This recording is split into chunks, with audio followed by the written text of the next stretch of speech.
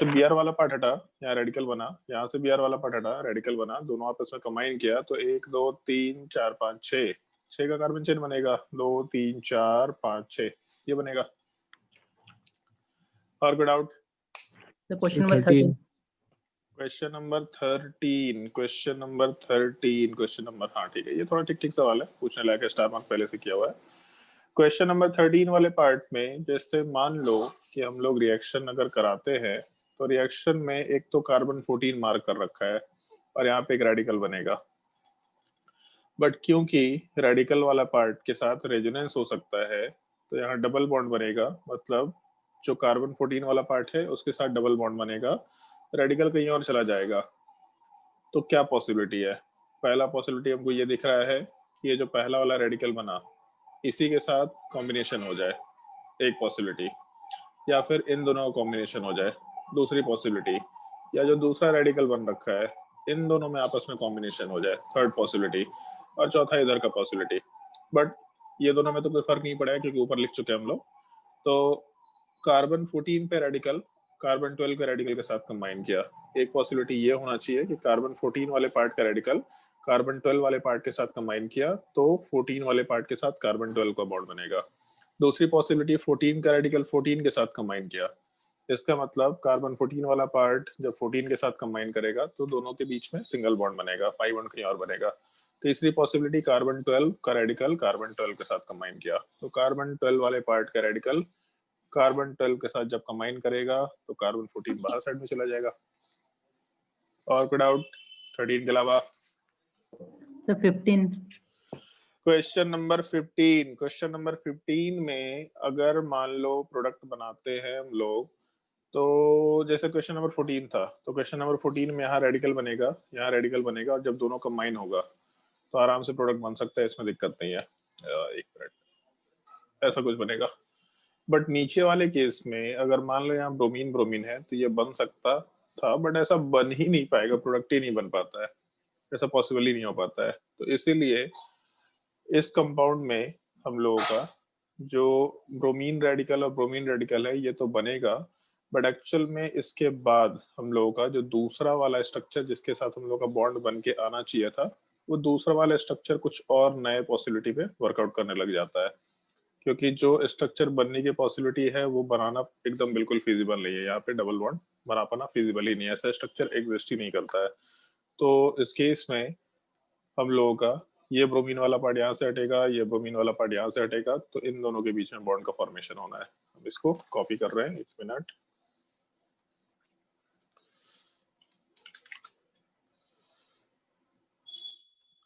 अरे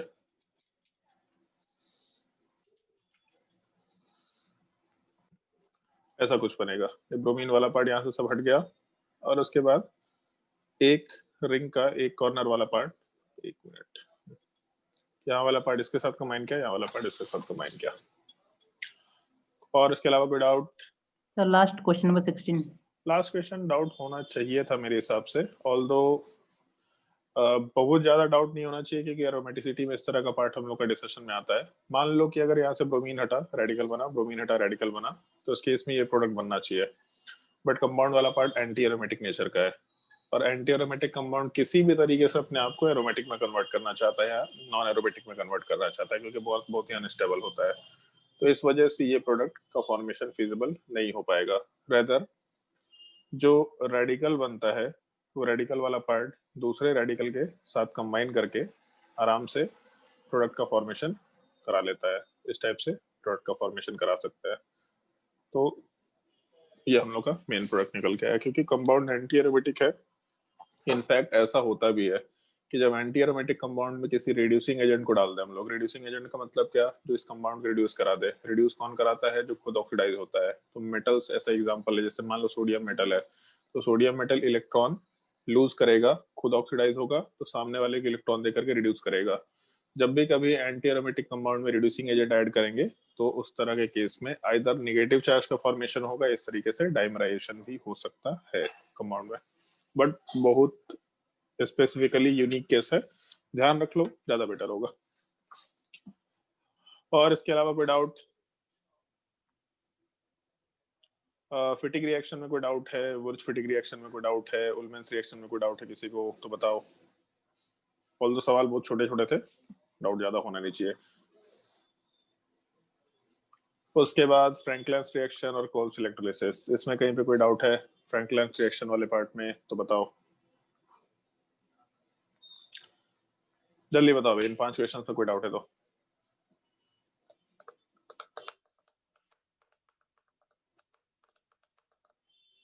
कोई डाउट नहीं है, बहुत सही। कोल्स इलेक्ट्रोलिसिस में कोई डाउट है किसी को? ऑल इसमें होना तो नहीं चाहिए, बट फिर भी अगर कोई डाउट है तो पूछ लो। सर क्वेश्चन नंबर 7 कोल्स में। क्वेश्चन नंबर 7 कोल्स वाले पार्ट में, क्वेश्चन नंबर 7 में यार रेडिकल बनेगा, दोनों रेडिकल आपस में कंबाइन करेगा, ट्रिपल बॉन्ड बन जाएगा।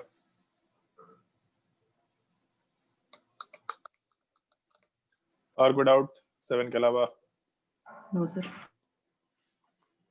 चलो, तो लास्ट क्लास में तुम लोग को बोला था कि 3 रिएक्शंस हैं, सॉरी 4 रिएक्शंस हैं, असाइलिन कंडेंसेशन, पिनेकॉल फॉर्मेशन, हल्दीकर रिएक्शन और हैलोजिनेशन वाला पार्ट। पहले हम लोग सबसे छोटा वाला रिएक्शन देख लेते हैं, हल्दीकर, ऑल्दो सब छोटा ही है बट फिर भी असाइलिन कंडेंसेशन पहले, हल्दीकर रिएक्शन देख लेते हैं, हैलोजिनेशन सबसे लास्ट में देख लेंगे।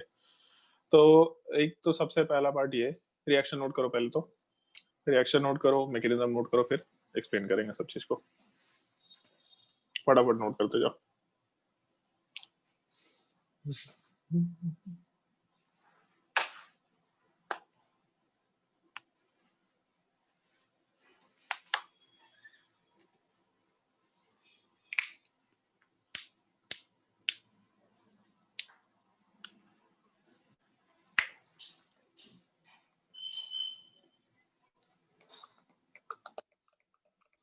या चाहे तो ब्रैकेट में लिख लेना not fluorine and chlorine, sorry fluorine and iodine, उसका रीजन दे रखा है बट यहाँ पे भी मेंशन कर लो।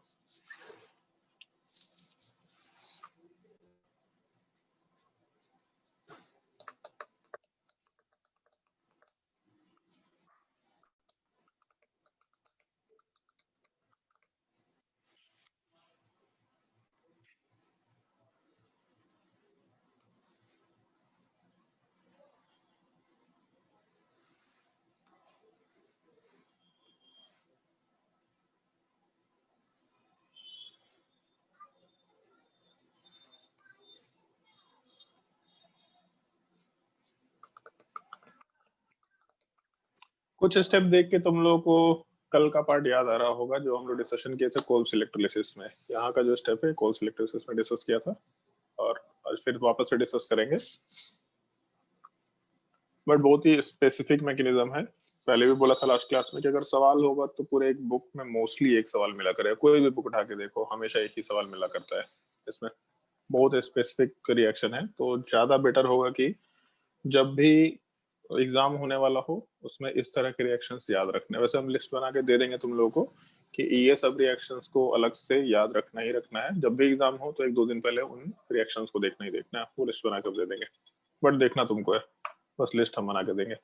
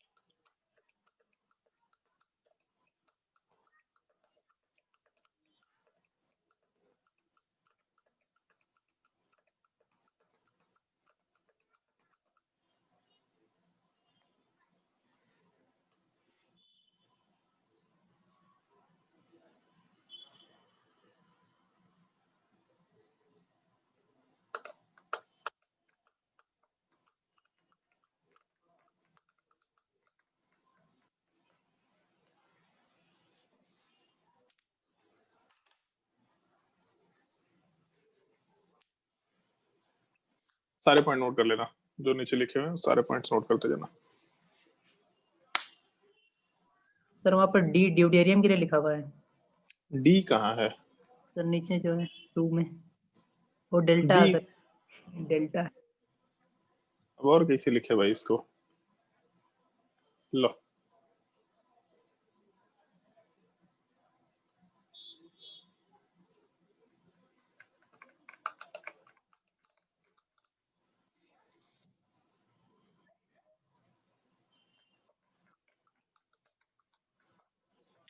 चलो ध्यान दो। एक तो जैसे हो सकता है रिएक्शन इस फॉर्मेट में ना दे रखा हो, जैसे सवाल में ऊपर दे रखा है यहाँ पे RCOO के साथ सिल्वर वाला पार्ट, बट ऐसा जरूरी नहीं है कि रिएक्शन इसी फॉर्मेट में दे रखा हो। कभी कभी हो सकता है रिएक्शन ऐसा दे रखा होगा कि हम लोगों का जो कार्बोक्सिलिक एसिड वाला पार्ट है, उस कार्बोक्सिलिक एसिड वाले पार्ट का रिएक्शन हम लोग AgOH के साथ करा देते हैं। AgOH के साथ कराओ, या फिर अगर तुम लोग को याद हो तो हॉफमैन एलिमिनेशन प्रोडक्ट वाले पार्ट में हम लोग मॉइस्ट Ag2 यूज करके चल रहे थे। दोनों में से किसी के साथ भी रिएक्शन कराओ तो AgOH वाला पार्ट बेस है, तो आराम से एसिड बेस रिएक्शन होगा, और जैसे ही एसिड बेस रिएक्शन होगा तो सॉल्ट का फॉर्मेशन होगा। तो उस केस में जैसे RCOO Na बनता है तो सिमिलर टाइप से Ag का फॉर्मेशन होगा। तो कभी कभी ऐसा हो सकता है कि सीक्वेंशियल रिएक्शन में इस पार्ट को फर्स्ट स्टेप में डाल दे, तो उससे कोई कंफ्यूजन नहीं होना चाहिए। प्रोडक्ट में हम लोग को पहले एसिड बेस रिएक्शन मिलेगा, फिर फर्दर रिएक्शन कराएंगे। जब इस कंपाउंड का रिएक्शन X के साथ होगा, मतलब X2 के साथ होगा, तो AgCl हो या AgBr हो, ये पार्ट आराम से प्रिसिपिटेट कर सकता है। तो एक AgX वाले पार्ट को यहाँ से प्रिसिपिटेट करके हटा दे रहे हैं। जैसे ही हम लोग AgX को प्रिसिपिटेट करके हटा रहे हैं, इसका मतलब हम लोग का जो कार्बोक्सिलिक एसिड वाला ऑक्सीजन है उसके साथ हम लोग हेलोजन को अटैच करके चल रहे हैं। तो एक तो AgX वाला पार्ट प्रिसिपिटेट होकर के अलग हट गया, और दूसरा हम लोग को ये कंपाउंड का फॉर्मेशन। जिस तरीके से पेरोक्साइड बॉन्ड वाला पार्ट वीक होता है, तो ये भी बॉन्ड में बहुत ज्यादा अच्छा कुछ स्ट्रेंथ नहीं होता, क्योंकि लोन पेयर रिपल्शन है। यहाँ पे 2 लोन पेयर है, यहाँ पे 3 लोन पेयर है, तो लोन पेयर रिपल्शन तो एग्जिस्ट करेगा। ऑल्दो बैक बॉन्डिंग का एक सिनेरियो बोल सकते थे हम लोग, बट प्रॉब्लम क्या है कि बैक बॉन्डिंग वाले पार्ट यहाँ पे होना थोड़ा मुश्किल है, क्योंकि रेजोनेंस वाला पार्ट भी एग्जिस्ट कर रहा है। तो हम लोग का बैक बॉन्डिंग वाला पार्ट भी उतना इफेक्टिव नहीं है। इस चीज का थोड़ा ध्यान रखना। बॉन्ड वाला पार्ट जो है, जब इसको हीट करते हैं हम लोग, तो हीटिंग के सेंस में बॉन्ड वाला पार्ट होमोलिटिक फिजन में जाता है, और होमोलिटिक फिजन में जब जाएगा तो ऑक्सीजन हेलोजन का जो बॉन्ड है, ये पार्ट नॉन पोलर मीडियम, क्योंकि एक तो मीडियम नॉन पोलर है, तो नॉन पोलर मीडियम चार्ज के फॉर्मेशन को उतना फेवर भी नहीं करेगा, तो इसलिए नॉन पोलर मीडियम के कंडीशन में आराम से हम लोग बॉन्ड को होमोलिटिक फिजन में लेके जा सकते हैं। ऑक्सीजन अलग अपना इलेक्ट्रॉन लेके, हेलोजन अलग अपना इलेक्ट्रॉन लेके हट जाएगा। तो यहाँ से प्रोडक्ट वाले पार्ट में ऑक्सीजन के ऊपर रेडिकल का फॉर्मेशन और हेलोजन के ऊपर रेडिकल का फॉर्मेशन कंसिडर कर सकते हैं। और लास्ट क्लास में जो स्टेप मेंशन किया था, वही स्टेप यहाँ पे रिपीट होना है कि आर और कार्बन, मतलब आर और कार्बोनिल कार्बन का जो बॉन्ड है, उसमें से कार्बोनिल कार्बन का इलेक्ट्रॉन ऑक्सीजन के इलेक्ट्रॉन के साथ कंबाइन करेगा, जिसकी वजह से आर को अपना इलेक्ट्रॉन लेके हटना पड़ेगा। तो यहाँ से आर रेडिकल का फॉर्मेशन, और उसके अलावा CO2 का फॉर्मेशन, और इसके बाद जो मीडियम में एक्स रेडिकल वाला पार्ट एग्जिस्ट कर रहा है यहाँ पे, वही एक्स रेडिकल वाला पार्ट आर के साथ कंबाइन करके आराम से RX का फॉर्मेशन कराएगा। तो अल्काइल हैलाइड के प्रिपरेशन का एक मेथड कंसिडर कर सकते हैं हम लोग। ये एक छोटा सा कंसिडरेशन ध्यान रखना है कि अल्काइल हैलाइड का प्रिपरेशन हो सकता है, पहला चीज। लेकिन इसमें 2 पॉइंट ध्यान रखना है जो ऊपर लिखे हुए थे, कि हेलोजन वाला पार्ट फ्लोरीन हो सकता है, सॉरी फ्लोरीन और आयोडीन नहीं हो सकता है। ऐसा क्यों है? तो पहला चीज ये कि फ्लोरीन का जो रेडिकल है उसको बनाना बहुत मुश्किल चीज है, काफी ज्यादा रिएक्टिव नेचर होता है वो, तो काफी ज्यादा रिएक्टिव रेडिकल होता है। तो अगर फ्लोरीन रेडिकल काफी ज्यादा रिएक्टिव है तो ये बन पाना ही बहुत मुश्किल होगा, ऐसा हम लोग कंसिडर करते हुए काम कर सकते हैं। और अगर रिएक्टिव नेचर का नहीं बन पाएगा तो फिर हम लोग ऐसा प्रोडक्ट का फॉर्मेशन भी नहीं करा सकते। और जो आयोडीन रेडिकल है, उसमें एक छोटा सा प्रॉब्लम है कि आयोडीन रेडिकल वाला पार्ट बन तो जाएगा, लेकिन बहुत लेस रिएक्टिव नेचर का होता है। इतना लेस रिएक्टिव नेचर का है कि आर के साथ कंबाइन नहीं करना चाहेगा। तो इस केस में प्रॉब्लम क्या होता है कि आर वाला पार्ट अगर उस हेलोजन के साथ कंबाइन नहीं करना चाहता, तो आर के साथ कॉम्बिनेशन के लिए एक ऑक्सीजन रेडिकल भी है, जो कि एटलीस्ट हेलोजन से तो ज्यादा रिएक्टिव नेचर का रहेगा, उस आयोडीन वाले पार्ट से ज्यादा रिएक्टिव नेचर का रहेगा। तो आयोडीन के केस में हम लोगों को ऐसा कंसिडर करना पड़ेगा कि अगर आयोडीन रहा तो ज्यादा रिएक्टिविटी ऑक्सीजन रेडिकल का है, तब इस केस में हम लोग का जो ऑक्सीजन रेडिकल है, ये आराम से आर रेडिकल के साथ कंबाइन करके प्रोडक्ट वाले पार्ट में ईस्टर का फॉर्मेशन करा रहा है। तो एक चीज ध्यान रखना, वैसे इस चीज को कुछ बोलते हैं हंसडीकर बोरोडाइन रिएक्शन बोलते हैं शायद से, जहां तक हमको ध्यान है। ऑल रिएक्शन का नाम अपने काम करनी है।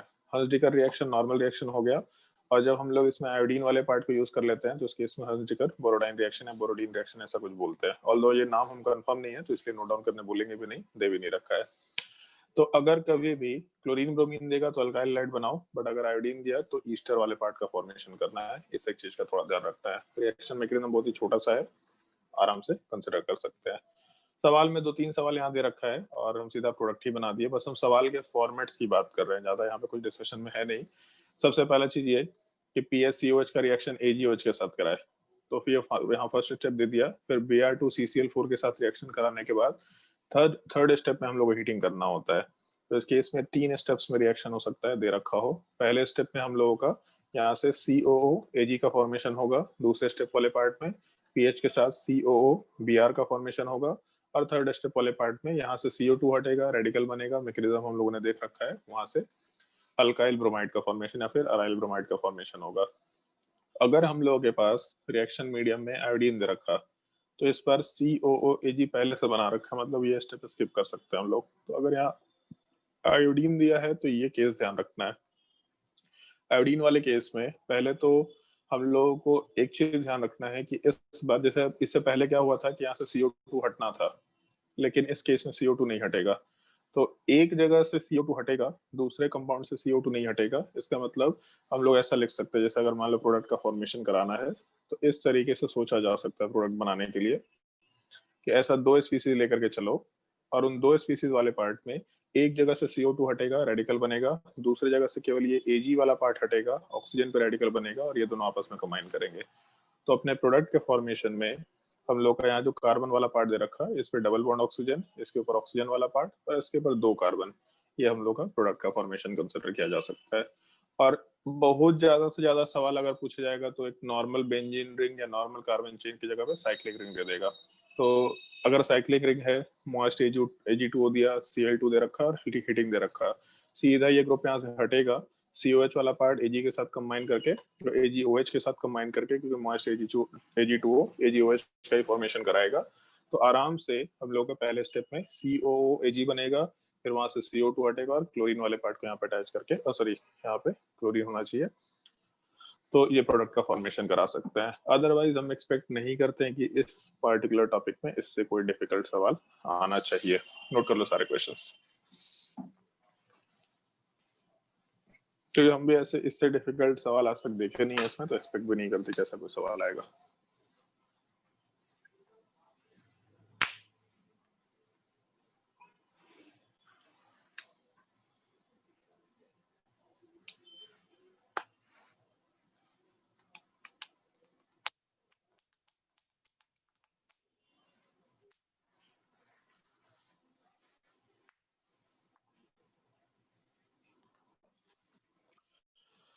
तो ये था हम लोगों का हंसडेकर रिएक्शन वाला पार्ट। हंसडेकर रिएक्शन वाले पार्ट के बाद हम लोग पिनेकॉल फॉर्मेशन देखेंगे, फिर असाइलिन कंडेंसेशन देखेंगे, उसके बाद हेलोजनेशन वाले पार्ट पे मूव करेंगे। फटाफट नोट करते जाओ, ज्यादा टाइम मत खराब करना।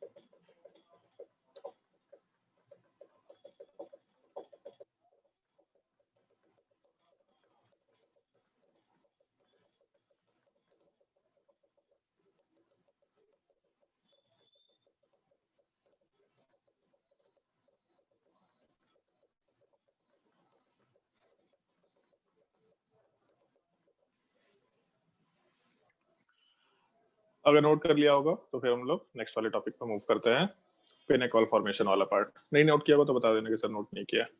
चलो ध्यान दो। एक तो सबसे पहला चीज ये कि रिएक्शन के रिएजेंट का थोड़ा ध्यान रखना है। रिएक्शन का रिएजेंट वाला पार्ट बहुत डिफिकल्ट तो नहीं है, बट ध्यान रखने का है इसमें। अभी पहले ऊपर वाला रिएक्शन नोट करो, मैकेनिज्म वाले पार्ट को बाद में नोट करना, पहले केवल रिएक्शन नोट करो ऊपर का।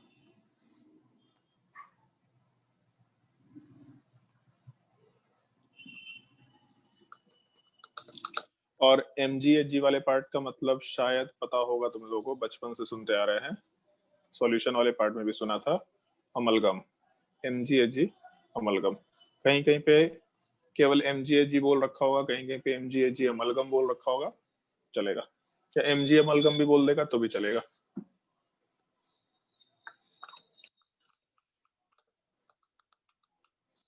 जब भी कभी हम लोग एल्डिहाइड और कीटोन वाले पार्ट का रिएक्शन मैग्नीशियम अमलगम के साथ कराएंगे, और OH माइनस क्यों दे रखा है यहाँ पे, OH माइनस नहीं होगा, सॉरी।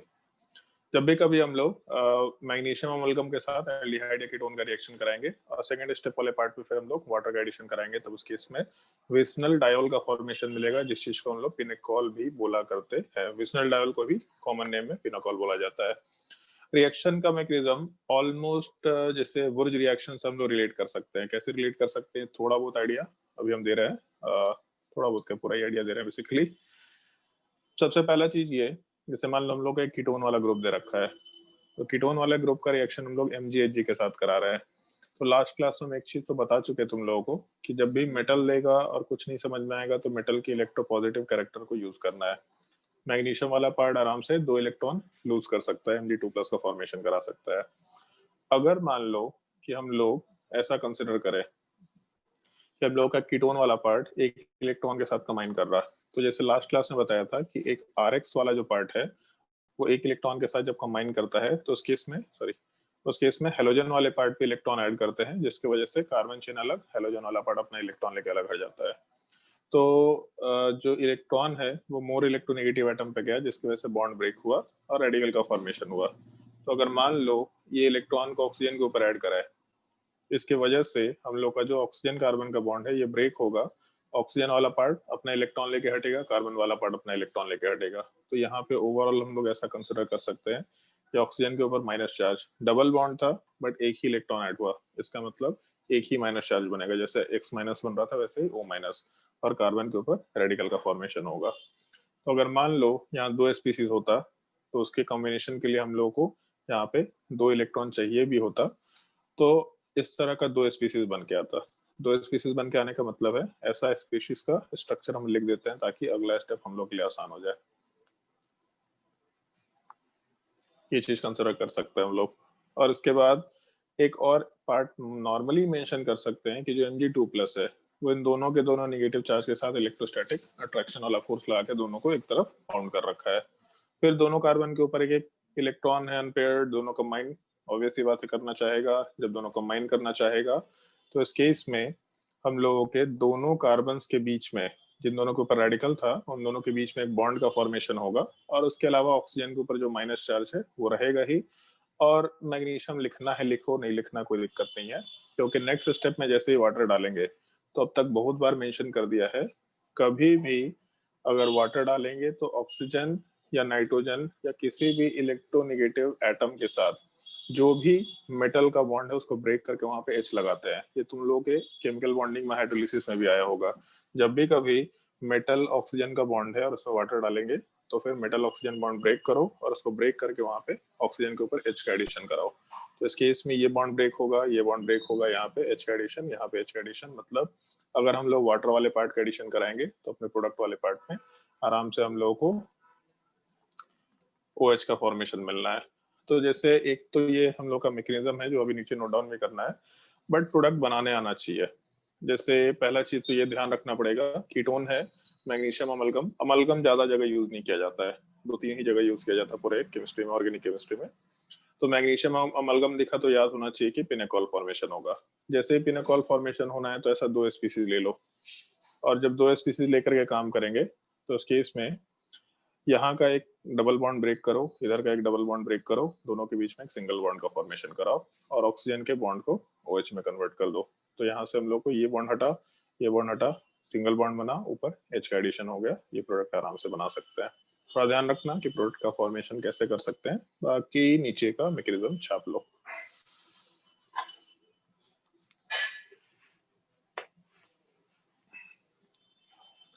वहां पे 1 मिनट थोड़ा रिएक्शन में एक छोटा सा पार्ट ऐड कर लो।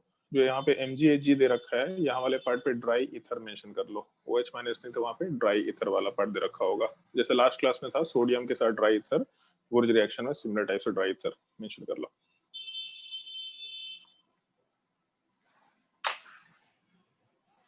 कहीं भी किसी स्टेप में किसी को डाउट होगा तो पूछते जाना।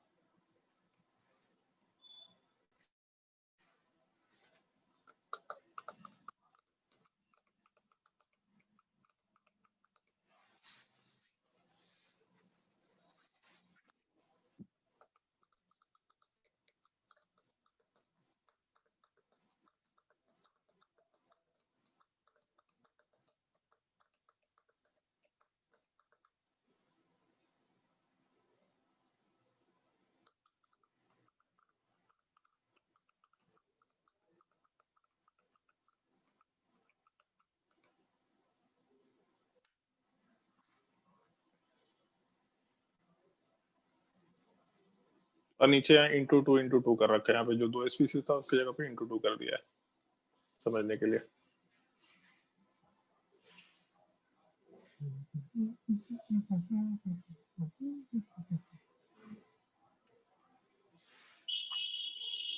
और इसके बाद के क्वेश्चंस को खुद से ट्राई करके पहले देखो, ज्यादा क्वेश्चन नहीं है, 4-5 क्वेश्चन से पहले खुद से ट्राई करके देखो क्योंकि वुर्ज रिएक्शन बना रखा है तुम लोगों ने, और उसके बाद फिर आंसर्स वाले पार्ट पे आएंगे। जहाँ डिफिकल्टी होगा खुद से जाने का है।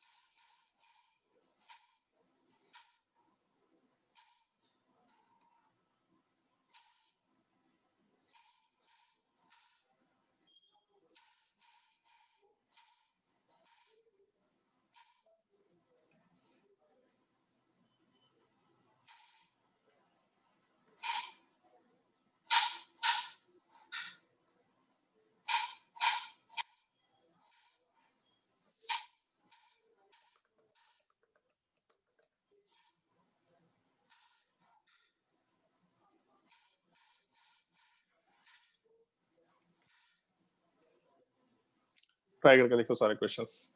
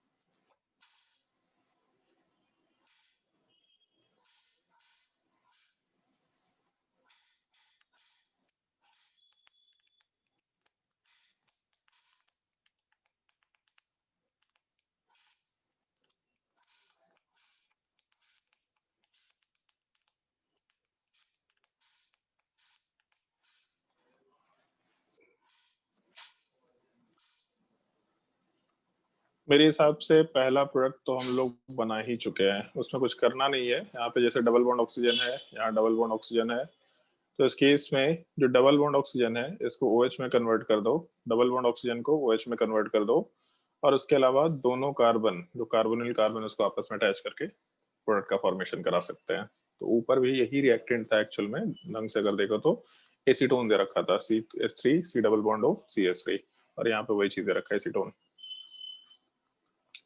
सेकंड वाले केस में भी अगर प्रोडक्ट का फॉर्मेशन करेंगे तो उस केस में दो कंपाउंड के कार्बोनिल कार्बन वाले पार्ट को हम लोग आपस में अटैच करेंगे और उसके अलावा यहाँ वाले पार्ट पे OH ग्रुप वाले पार्ट का हम लोग एडिशन करा सकते हैं, तो यहाँ से प्रोडक्ट आराम से बन जाएगा। प्रोडक्ट मतलब बहुत स्ट्रेट फॉरवर्ड बनना, ज्यादा कुछ नहीं सोचना है।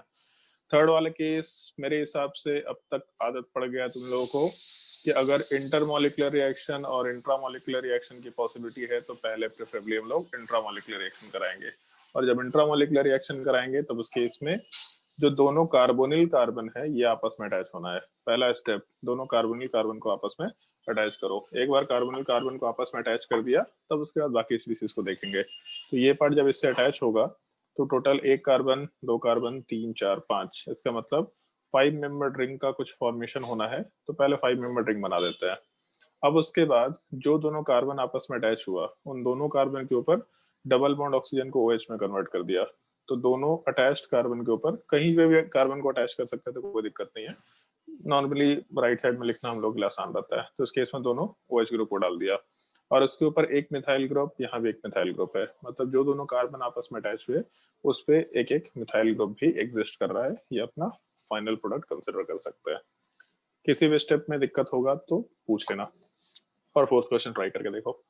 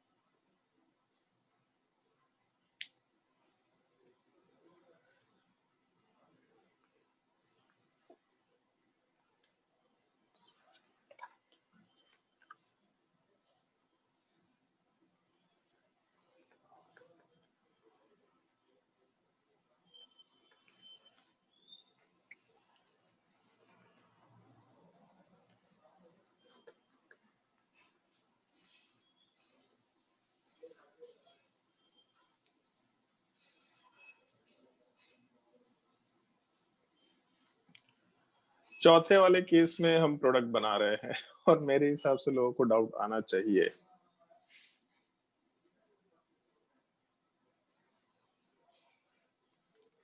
चौथा वाले लोग को डाउट होना चाहिए, अगर नहीं है तो बहुत अच्छी बात है, बट होना चाहिए। एक बार सोच के देखो कि कैसे ये बना, और नहीं तो फिर पूछ लेना।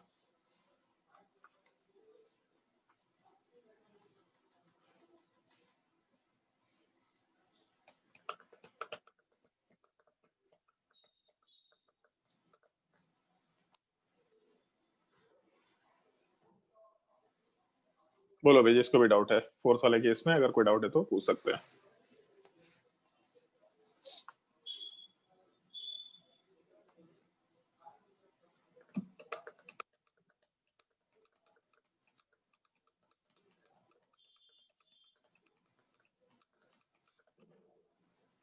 किसी को डाउट नहीं है फोर्थ वाले केस में? इतना तो तेज नहीं है भाई तुम लोग।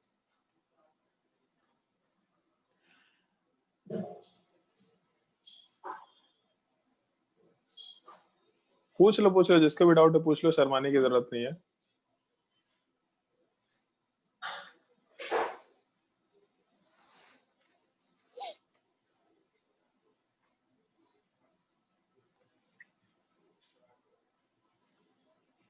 बहुत सही यार, डाउट ही नहीं आता है तुम लोग को, चलो अच्छी बात है। तो अगर डाउट नहीं है तो फिर हम लोग का पिनेकॉल फॉर्मेशन का टॉपिक यही था। फिर हम लोग नेक्स्ट टॉपिक पे मूव करते हैं, असाइलिन कंडेंसेशन वाला पार्ट। सेम टाइप से फिर इसमें पहले रिएक्शन वाले पार्ट को नोट डाउन कर लो, और रिएक्शन वाले पार्ट के बाद फिर हम लोग उसके मैकेनिज्म वाले पार्ट पे आएंगे। केवल रिएक्शन वाले पार्ट को नोट डाउन करना है और कुछ नोट नहीं करना है।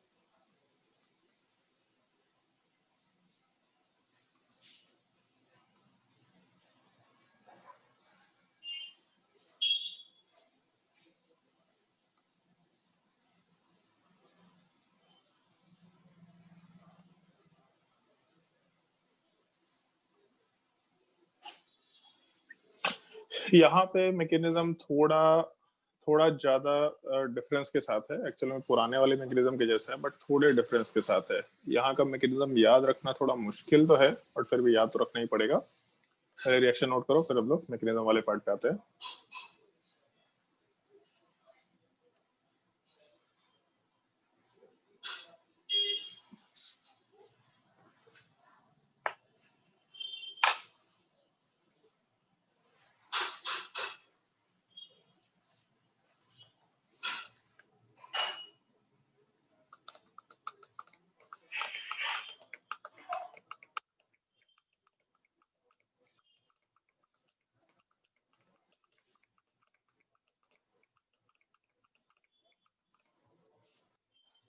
सर मैकेनिज्म नहीं याद रहे तो कुछ प्रॉब्लम होगा क्या? मैकेनिज्म नहीं याद रहेगा तो थोड़ा दिक्कत हो सकता है इस क्वेश्चन में, मतलब क्योंकि थोड़ा एक क्वेश्चन में पता चल जाएगा तुमको, मैकेनिज्म अगर याद नहीं रहेगा तो हो सकता है थोड़ा दिक्कत हो जाए, नहीं सर, इसलिए हम इसको ऐसे याद रखना जनरल पड़ेगा। पूछ रहे हैं। जनरली दिक्कत नहीं होना है, मतलब हमको तो नहीं लगता कि जनरली दिक्कत होगा। और नीट के एग्जाम में तो बिल्कुल दिक्कत नहीं होता है, स्ट्रेट फॉरवर्ड क्वेश्चन होता है। ये है कि मैकेनिज्म से रिलेटेड सवाल पूछे जा सकते हैं, रेट ऑफ रिएक्शन का फैक्टर और दिस फैक्टर दैट फैक्टर, तो मैकेनिज्म तो इनडायरेक्टली याद रखना ही पड़ता है।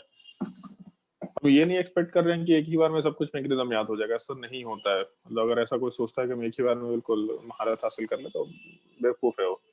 एक बार पढ़ो, फिर जब दूसरी बार करने की कोशिश करेंगे बिल्कुल बेसिक से सारे चीजें, तब धीरे धीरे धीरे धीरे सारा ट्रेंड वापस से पता चलता जाएगा। एक बार तो अभी बस सीख रहे हैं, मतलब ना कि बस एक बार सीखते जा रहे हैं। फिर जब दूसरी बार बेसिक से शुरू करेंगे रिवीजन के टाइम पे क्वेश्चन प्रैक्टिस करना, तो सब कुछ देखा देखा हो जाएगा, तो पता चल जाएगा अच्छा ये ऐसा कर रहे थे, ऐसा कर रहे थे। कॉपी फटाफट पलट के देखो, कुछ मैकेनिज्म ऐसा हो गया हाँ ठीक है तो ऐसा ही हो गया, तो ऐसा ही हो गया, तो ऐसा ही होगा। कुछ पार्ट के लिए याद रखना पड़ेगा ही पड़ेगा। अब जैसे नेम रिएक्शन बताएंगे तो मैकेनिज्म बिना याद रखे हुए काम कर नहीं सकते। नेम रिएक्शन का मैकेनिज्म अगर याद नहीं होगा तो सवाल में गलती करेंगे। तो इसीलिए थोड़ा जैसे वही जो लिस्ट बोल रहे हैं ना कि कुछ कुछ रिएक्शंस का लिस्ट हम बोल देंगे कि इन सब के रिएक्शंस के मैकेनिज्म और रिएक्शंस को अच्छे से याद रखना होगा, क्योंकि थोड़े यूनिक टाइप के मैकेनिज्म होंगे। खैर, जैसे सबसे पहला पार्ट तो ये सोडियम दे रखा तो यहाँ पे Na+ और 1 इलेक्ट्रॉन वाला पार्ट। तो हम लोग का जो रिएक्टेंट है इस बार कीटोन नहीं दे करके, एल्डिहाइड नहीं दे करके ईस्टर दे रखा है। तो 2 मोल लेके चलेंगे, क्योंकि यहाँ देख के पता चल रहा है कि रिपीटिशन हो रहा है। यहाँ पे R- वाला पार्ट है, जबकि यहाँ प्रोडक्ट में R- कहीं नहीं दे रखा। इसका मतलब रिपीटिशन तो कुछ ना कुछ हो ही रहा है। तो इस केस में 2 मोल जब लेके चलेंगे तो हम लोग को 2 सोडियम चाहिए होगा, 2 Na+ बनेगा और साथ ही साथ यहाँ पे 2 इलेक्ट्रॉन निकल के जाएगा। तो जो अभी हम लोगों ने काम किया था एग्जैक्टली वही काम कर रहा है। यहाँ पे जो इलेक्ट्रॉन है उसको हम लोग आराम से इस ऑक्सीजन वाले पार्ट पे अटैच करा सकते हैं, जिसकी वजह से कार्बन ऑक्सीजन का बॉन्ड ब्रेक होगा। और जब कार्बन ऑक्सीजन वाले पार्ट का बॉन्ड ब्रेक होगा तो इस केस में कार्बन के ऊपर एक OR- वाला पार्ट दे रखा, कार्बन के ऊपर एक O- वाला पार्ट आएगा, एक रेडिकल बनेगा। और जब दूसरे स्पीसीज की बात करेंगे तो एग्जैक्टली चीजों का रिपीटेशन हो रहा है। O- वाला पार्ट R और यहाँ पे OR- दोनों रेडिकल आपस में कंबाइन करेगा, तो कॉम्बिनेशन के बाद यहाँ पे OR- का फॉर्मेशन, कार्बन कार्बन के बीच में हम लोग के पास सिंगल बॉन्ड का फॉर्मेशन, OR- का फॉर्मेशन, और यहाँ पे हम लोग कार्बन चेन की बात कर सकते हैं। और ऊपर वाले पार्ट में O- का फॉर्मेशन। और एक जो हम लोग पॉइंट का डिस्कशन किए थे और शायद लास्ट क्लास में यूज में आया था, जब भी कभी एक एटम के ऊपर एक नेगेटिव चार्ज और उस पर एक लिविंग ग्रुप है तो हमेशा न्यूक्लियोफाइल, मतलब एक एटम के ऊपर सॉरी एक न्यूक्लियोफाइल है, तो कार्बन के ऊपर एक न्यूक्लियोफाइल है और कार्बन के ऊपर एक लिविंग ग्रुप OR- दे रखा। तो जब भी कभी एक एटम के ऊपर एक न्यूक्लियोफाइल है और एक लिविंग ग्रुप वाला पार्ट है तो हमेशा हम लोग इलेक्ट्रॉन कोऑर्डिनेट करके लिविंग ग्रुप को वहां से रिमूव कर देते हैं। तो हम लोग के प्रोडक्ट वाले पार्ट के फॉर्मेशन में एटलीस्ट एक चीज तो हो गया, यहाँ से हम लोग का जो लिविंग ग्रुप वाला पार्ट है वो हट गया और यहाँ पे डबल बॉन्ड ऑक्सीजन वाले पार्ट का फॉर्मेशन। बट एक चीज सोच के देखो, ऊपर में तो हम लोग के पास 2 कीटोन नहीं है, यहाँ पे अल्फा हाइड्रोक्सी कीटोन है। अल्फा हाइड्रोक्सी कीटोन का मतलब carbonyl carbon main functional group है, तो उससे अटैच्ड कार्बन अल्फा कार्बन, उसके ऊपर OH ग्रुप है, तो इसलिए अल्फा हाइड्रोक्सी कीटोन बोल के चल रहे हैं हम लोग। तो हम लोगों के पास इस रिएक्शन में डाई कीटोन है, जबकि ऊपर तो डाई कीटोन नहीं दे रखा था। तो यहाँ पे रिएक्शन खत्म नहीं होता एक्चुअल में, फिर से हम लोग का 2 मोल सोडियम कंजम्पशन में जाएगा, 2 Na+ बनाएगा और 2 इलेक्ट्रॉन। और ये जो 2 इलेक्ट्रॉन वाला पार्ट है दोनों के ऊपर डिस्ट्रीब्यूट होगा, दोनों ऑक्सीजन वाले पार्ट के ऊपर, जिसके वजह से यहाँ का बॉन्ड ब्रेक करके हम लोग दोनों जगह से रिमूव करेंगे और कार्बन वाले पार्ट पे रेडिकल का फॉर्मेशन। तो इसके बाद वाले स्पीसीज में R के साथ कार्बन, कार्बन R, इसके ऊपर एक O माइनस, यहाँ पे भी एक O माइनस और कार्बन के ऊपर रेडिकल, जो कि आपस में कंबाइन करके डबल बॉन्ड बनाएगा। मतलब प्रोडक्ट के फॉर्मेशन में R के साथ carbon double bond carbon R, और उसके बाद O माइनस और यहाँ पे O माइनस। अब इसके बाद अगर H2 ऐड करते हैं तो जैसे जो O माइनस बन रहा है उसके साथ Na प्लस वाला पार्ट कंबाइंड फॉर्म में रहेगा, उसको हम लिख नहीं रहे डायग्राम बड़ा होने के लिए। तो O माइनस के साथ Na प्लस है, O माइनस के साथ Na प्लस रहेगा ही रहेगा। तो इस केस में हम लोगों का जब H2 आएगा तो ऑक्सीजन मेटल का सारा बॉन्ड ब्रेक होना है और वहां पे H ऐड होना है, मतलब OH का फॉर्मेशन। तो R के साथ कार्बन डबल बॉन्ड कार्बन, और यहाँ वाले पार्ट पे OH ग्रुप, यहाँ वाले पार्ट पे OH ग्रुप का फॉर्मेशन। अब उसके बाद हम लोगों को इनॉल मिल रहा है यहाँ पे, और इनॉल वाले पार्ट से ज्यादा स्टेबल पार्ट हम लोग का कीटोन वाला पार्ट होता है। तो इस केस में हम लोग किसी भी एक इनॉल को टॉटोमराइज कर सकते हैं, मतलब प्रोडक्ट के फॉर्मेशन में जब हम लोग टॉटोमराइजेशन करेंगे तो टॉटोमराइजेशन के टाइम पे एक OH ग्रुप को डबल बॉन्ड ऑक्सीजन में कन्वर्ट कर दो और दूसरा OH ग्रुप वाला पार्ट वैसे ही रह जाएगा। तो कार्बोनिल कार्बन से अटैच्ड कार्बन मतलब अल्फा कार्बन, अल्फा कार्बन वाले पार्ट के ऊपर OH ग्रुप है, इसका मतलब अल्फा हाइड्रोक्सी बोल सकते हैं। तो overall compound alpha hydroxy ketone consider किया जा सकता है। ये एक मैकेनिज्म है जो थोड़ा मतलब थोड़ा मुश्किल है। अगर हम अपना एक्सपीरियंस बताएं तो जब हमको ये टॉपिक पढ़ाना था तो हमको भी एटलीस्ट 2 बार मैकेनिज्म लिखना पड़ा था, क्योंकि नेक्स्ट स्टेप ध्यान ही नहीं देगा अच्छा यार इसके बाद क्या कर रहे थे। मतलब प्रोडक्ट देख के सोच पाना थोड़ा मुश्किल काम है। पहला स्टेप सोच पाना आसान है क्योंकि पिनेकॉल में भी था, बट इसके बाद सोच पाना थोड़ा मुश्किल है। तो ये जो लास्ट स्टेप यहाँ से लेकर के यहाँ तक का बताया, यहाँ तक का भी मतलब पहला स्टेप भी अगर पता चल गया तो आगे का चीज चमक जाएगा, बट ये स्टेप ही चमकता नहीं है, मतलब पता ही नहीं चलता कि अच्छा ये इसके आगे के स्टेप क्या करे। तो एटलीस्ट इस स्टेप को 1-2 बार लिख के खुद से प्रैक्टिस कर लेना तो याद रह जाएगा। बट एटलीस्ट 2 बार तो लिखो, क्योंकि हमको 2 बार लगा तो मान के चल रहा है कि तुमको मिनिमम तो 2 बार लगेगा, मैक्सिमम तो हो सकता है कि 200 बार लग जाए, उसका उसका कोई आता पता नहीं है, बट ट्राई करके देखना। मैकेनिज्म नोट कर लो नीचे, और मैकेनिज्म के बाद कुछ थ्योरेटिकल पॉइंट्स है उसका डिस्कशन करेंगे और 2-3 क्वेश्चंस इसके ऊपर भी रहेगा। बहुत छोटे छोटे स्पेसिफिक टॉपिक हैं, बहुत छोटा छोटा टॉपिक है, बस सीखते जाना इन सब टॉपिक्स को।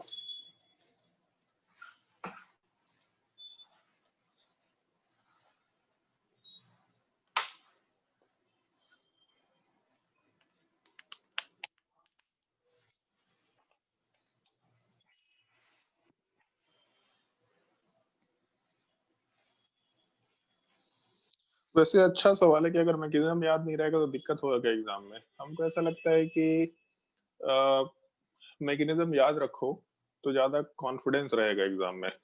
हमको ऐसा लगता है अगर मैकेनिज्म याद होगा तो किसी भी पर्टिकुलर टॉपिक के सवाल को सॉल्व करना आसान होगा। ये मेरा एक पर्सनल पर्सपेक्टिव। अगर हमसे कोई सवाल पूछो हमको रिएक्शन याद नहीं रहता, कोई भी सवाल देता तो हमको नहीं याद आता है कि क्या सवाल है। फिर देखते हैं अच्छा ये कंपाउंड दे रखा, ये कंपाउंड कौन कौन सा रिएक्शन मैकेनिज्म फॉलो करता है, अच्छा ये तो इन सब में से एक पॉसिबिलिटी होगा अच्छा ये रिएजेंट था, ये मैकेनिज्म था, चलो ये सवाल बनेगा, तो ज्यादा कॉन्फिडेंस रहेगा। मैकेनिज्म या नोट्स के एक एक पॉइंट ध्यान होने चाहिए, मतलब सिंपल सी बात है, नोट्स के एक एक पॉइंट ध्यान होने चाहिए इसमें।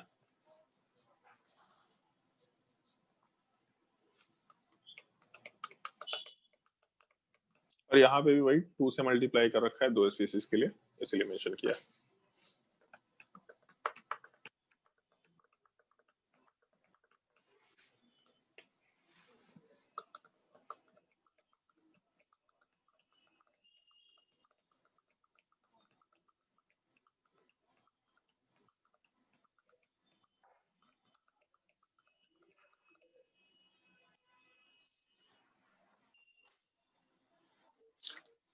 रिएक्शन नोट करते जाना, हम कुछ कुछ पॉइंट्स बोल रहे हैं अपने आप बैकग्राउंड में चल रहा होगा। एक तो हम लोग ईस्टर लेके चल रहे हैं, और पहले हम लोग पिनेकॉल फॉर्मेशन में कीटोन लेके चल रहे थे। ईस्टर में रेजोनेंस होता है, कीटोन में नहीं होता, तो रेजोनेंस की वजह से ईस्टर डेफिनेटली ज्यादा स्टेबल होगा, आगे जाके ये पता चल जाएगा। इनफैक्ट पता तो है भी तुम लोगों को। तो उस केस में ईस्टर वाला पार्ट जो है वो थोड़ा लेस रिएक्टिव होता है एज कम्पेयर टू कीटोन। तो अगर हम लोग पिनेकॉल फॉर्मेशन करा रहे थे तो हम लोग वहां पे मैग्नीशियम लेके चल रहे थे, जबकि ईस्टर के साथ रिएक्शन करा रहे हैं तो सोडियम लेके चल रहे हैं। इसके पीछे एक छोटा सा रीजन है कि मैग्नीशियम और सोडियम में सोडियम का आयनेशन एनर्जी वाला पार्ट थोड़ा कम होता है, मतलब sodium is a more reactive metal. तो अगर हम लोग कीटोन लेके चले थे जो ज्यादा रिएक्टिव था, तो उसके साथ हम लोग थोड़ा लेस रिएक्टिव मेटल मैग्नीशियम लेके चल लिए। लेकिन जब ईस्टर लेके चले जो कि लेस रिएक्टिव है, तो उसके साथ रिएक्ट करने के लिए ज्यादा रिएक्टिव पार्ट, सोडियम वाला पार्ट रिक्वायर्ड होगा। इसलिए हम लोग यहाँ पे मैग्नीशियम अमलगम लेके नहीं चल रहे हैं, सोडियम अमलगम लेके चल रहे हैं। एक छोटा सा थ्योरेटिकल पॉइंट है जो थोड़ा ध्यान रखते हुए काम करना है, जो नीचे लिखवा भी रखा है।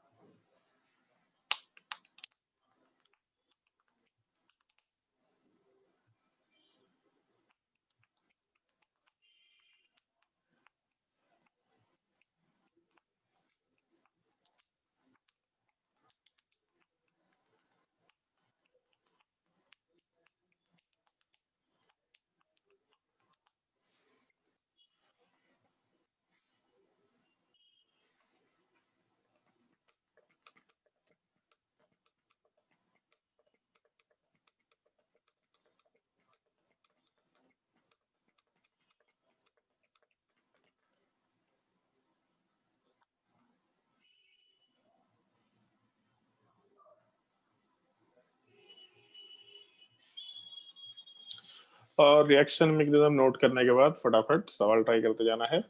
सवाल में एक सवाल थोड़ा डिफिकल्ट टाइप का लगेगा, तुमको सोचना है क्या करना है। इसमें प्रोडक्ट बनाना हम सिखा नहीं रहे, खुद से सोच के देखो कि रिएक्टेंट अगर दे रखा था तो उससे प्रोडक्ट बनाते हो तो क्या क्या किए, उसके बाद हम प्रोडक्ट बनाना सिखाएंगे।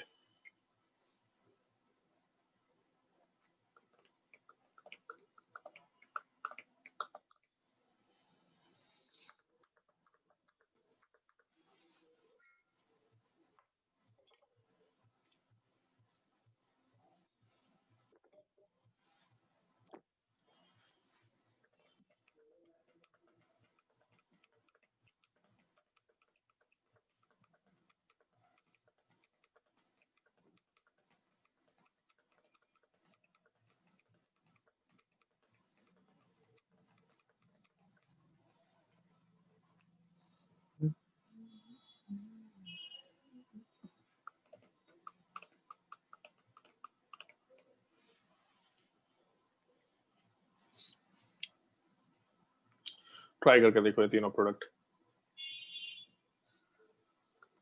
सिंपल सिंपल रिएक्शन से आराम से प्रोडक्ट बनना चाहिए।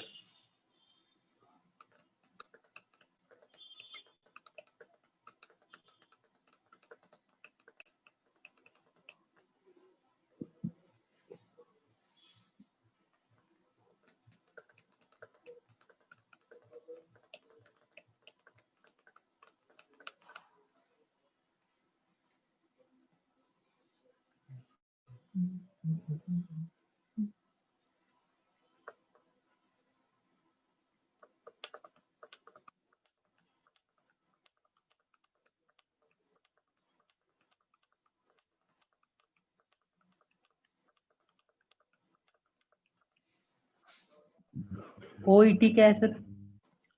नहीं मालूम हमको, बुढ़ापा आ गया तुम्हारा, मरने वाला है ऑर्गेनिक केमिस्ट्री में, तुमको ईटी का मतलब नहीं मालूम, गधा।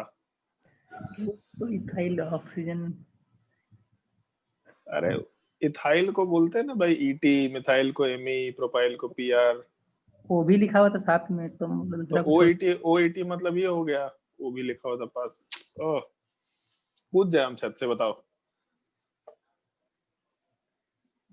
बोल रहा हूँ हाँ सर, कूद गया ना सर, मजा आएगा, लाइफ में फन आएगा थोड़ा।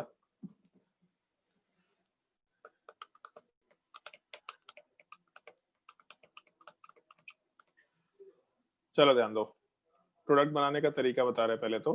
जैसे जो भी यहाँ पे ग्रुप दे रखा है, तो रिपीटिशन तो होना है हम लोग का, OC2H5 वाले पार्ट, तो कंपाउंड का रिपीटिशन होगा। तो जो भी स्पीशीज दिया उसका रिपीटिशन देख लो। पहले तो ये चीज हटाओ तो सिंगल बॉन्ड बनेगा। फिर उसके बाद जो डबल बॉन्ड ऑक्सीजन है इसको भी हटाना है, तो हम लोगों को प्रोडक्ट वाले पार्ट में कार्बन डबल बॉन्ड कार्बन मिलेगा, और जो डबल बॉन्ड ऑक्सीजन है उसको OH में कन्वर्ट कर दो। तब जा करके ट्राई करना कि इनोलेशन वाले पार्ट को यूज करें, मतलब डायरेक्टली भी बना सकते हैं प्रोडक्ट, लेकिन ट्राई करना कि ये प्रोडक्ट बना ले पहले। तो पहले तो ये ग्रुप हटाए, फिर उसके बाद दोनों ऑक्सीजन के बॉन्ड को ब्रेक करके ऑक्सीजन को OH में कन्वर्ट किया और कार्बन कार्बन में डबल बॉन्ड बनाए। इसके बाद यहाँ से टॉटमराइजेशन करा दो, तो प्रोडक्ट वाले पार्ट में कार्बन के साथ डबल बॉन्ड ऑक्सीजन, पीएच और यहाँ पे OH का फॉर्मेशन। जैसे दूसरे वाले केस में अगर हमको प्रोडक्ट बनाना होता तो इस केस में यहाँ से इस ग्रुप को हटाते, दोनों के बीच में एक बॉन्ड बनाते, फिर उसके बाद दोनों के बीच में हम दूसरा बॉन्ड बना करके आराम से यहाँ के बॉन्ड को ब्रेक करके OH में कन्वर्ट कर देते हैं। मतलब अपने प्रोडक्ट वाले पार्ट में ये चीज मिलना चाहिए था पहले स्टेप में, और क्योंकि इनॉल फॉर्म है तो टॉटमराइज करके हम लोग आराम से कीटोन फॉर्म में किसी एक पार्ट को कन्वर्ट कर सकते हैं। तो जब हम लोग थर्ड वाले स्ट्रक्चर में जाएंगे तो थर्ड वाले स्ट्रक्चर में ही ऐसा कुछ बनना चाहिए। तो थर्ड वाले स्ट्रक्चर में हम लोगों का ऐसा कुछ प्रोडक्ट निकल के आएगा। एक तो ये चीज कि ये ग्रुप नीचे दे रखा है, ग्रुप ऊपर दे रखा है, उससे फर्क नहीं पड़ रहा। हम लोग आइसोमरिज्म पढ़ चुके, मतलब कंपाउंड ऐसा घूम जाता है, तो ये चीज हम लोग पढ़ चुके हैं, तो इसमें कोई दिक्कत नहीं होने वाला है। मतलब दोनों बाइफिनाइल का स्ट्रक्चर है, तो एक दूसरे के परपेंडिकुलर प्लेन में दिख रहा है, तो घूमते रहेगा, ऐसा रिएक्शन आराम से हो जाएगा। तो OET वाला पार्ट हटाओ, OET वाला पार्ट हटाओ, तो इस केस में दोनों कार्बन के बीच में एक बॉन्ड बनेगा। तो अगर ढंग से काउंट करो तो इसको दूसरे कलर से मार्क कर रहा है, 1 atom, 2 atom, 3 atom, 4 atom, 5 atom और 6 एटम। इसका मतलब यहाँ पे भी एक 6 मेंबर रिंग का ही फॉर्मेशन होना है।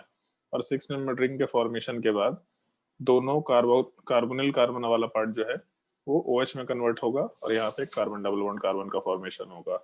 और एक्चुअल में इस बार जब हम लोग टॉटमराइजेशन कंसिडर करना चाहेंगे तो ये चीज नहीं होगा, क्योंकि हम लोग का जो फिनॉल स्ट्रक्चर होता है वो ज्यादा स्टेबल होता है एज कम्पेयर टू कीटोन वाला पार्ट। तो जब भी एरोमेटिक कंपाउंड निकल के आ रहा है, जैसे फिनॉल वाला पार्ट है बेंजीन के ऊपर OH, तो उस केस में ये स्ट्रक्चर ज्यादा स्टेबल होता है एज कम्पेयर टू कीटोन वाला पार्ट। तो इसीलिए हम लोग कभी भी इस कीटोन वाले पार्ट को फिनॉल वाले, मतलब सॉरी, फिनॉल वाले पार्ट को कीटोन में कन्वर्ट करके नहीं रखते, क्योंकि एरोमेटिक कंपाउंड बहुत ज्यादा स्टेबल फॉर्म में रहेगा। तो इसलिए यहाँ पे जो डबल बॉन्ड है, अगर ढंग से देखो तो जैसे यहाँ पे मान लेते हैं ऐसा डबल बॉन्ड होता, और इधर वाले रिंग में भी डबल बॉन्ड है।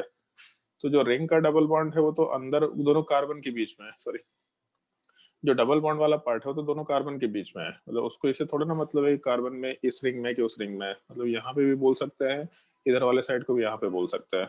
तो हम लोगों का पूरा कंपाउंड जो है अगर ढंग से देखो तो एंथ्रासीन के जैसा एग्जिस्ट कर रहा है। तो इस कंपाउंड वाले पार्ट में हम लोग आराम से यही प्रोडक्ट बना करके चलेंगे। यहाँ वाले पार्ट में सर्कल, यहाँ वाले पार्ट में सर्कल और यहाँ वाले पार्ट में भी सर्कल कंसिडर कर सकते हैं।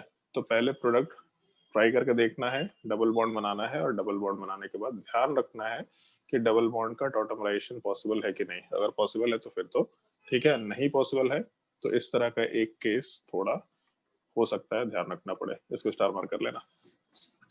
बाकी इसका सॉल्यूशन नीचे दे रखा है, तो ऐसा कोई दिक्कत नहीं होने वाला है।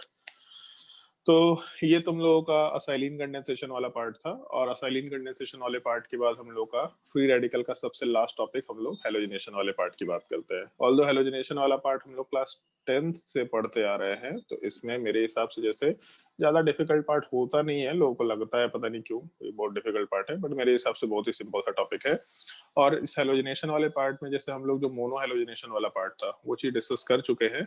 जिनको भी मोनोक्लोरो प्रोडक्ट बनाने नहीं आता है वो कृपया करके एरोमेट ये आइसोमरिज्म में जो ऑप्टिकल आइसोमरिज्म था उसका सबसे लास्ट टॉपिक देखो, तो वहां पे पता चल जाएगा कि मोनोक्लोरो प्रोडक्ट या मोनो हेलोजिनेशन प्रोडक्ट कैसे बना सकते हैं, और फ्रैक्शनल डिस्टिलेशन के बाद कितना प्रोडक्ट बनेगा ये कैसे निकाल सकते हैं।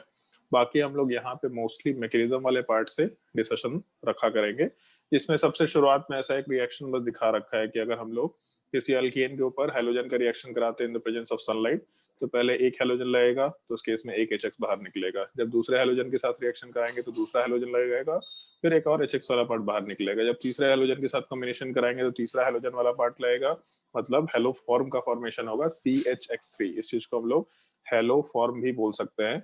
नेम्ड रिएक्शन में शायद हो सकता है कि हम सबसे पहला रिएक्शन हेलो फॉर्म रिएक्शन ही बताए तुम लोगों को, क्योंकि बहुत सीक्वेंशियल रिएक्शन अब बहुत ही इंपॉर्टेंट रिएक्शन हो जाता है हेलो फॉर्म रिएक्शन, और बहुत जगह इसका सवाल होता है। कभी भी कुछ भी टॉपिक दे रखा है हेलो फॉर्म का सवाल रहता ही रहता है।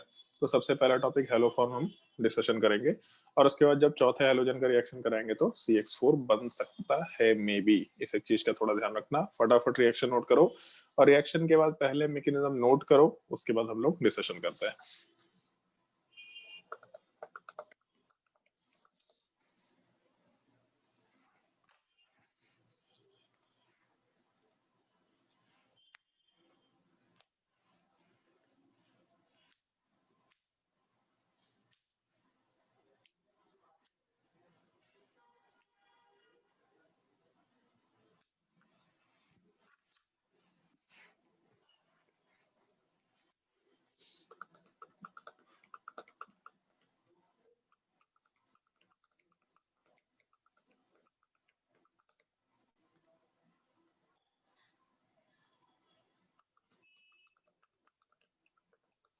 नेक्स्ट क्लास में जब हम लोग नेम रिएक्शन वाला पार्ट का डिस्कशन शुरू करेंगे तो सबसे पहले हम लोग हेलो फॉर्म रिएक्शन ही डिस्कस करेंगे।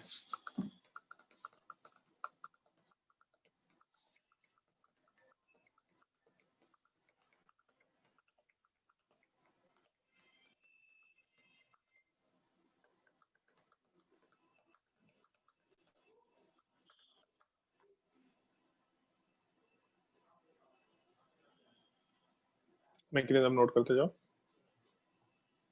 है तो मैकेनिज्म बहुत सिंपल सा, बट एक बार डिस्कशन करना इसके ऊपर जरूरी होता है, क्योंकि हो सकता है इसके मैकेनिज्म के ऊपर सवाल पूछा जाए, इसलिए भी इसको स्टार मार्क किया था, क्योंकि काफी इंपॉर्टेंट टॉपिक है।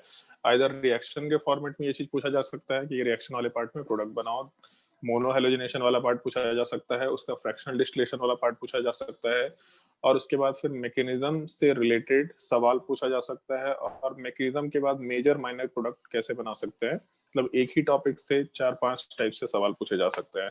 तो इसीलिए सीक्वेंशियल रिएक्शन में या कहीं से भी, मतलब अल्केन के ऊपर रिएक्शन, अल्केन के ऊपर हेलोजिनेशन कराना बहुत इजी प्रोसेस है, और हेलोजिनेशन कराने के बाद बाकी फर्दर रिएक्शन पूरा हम लोग अल्काइल हैलाइड 2 महीना पढ़े हैं।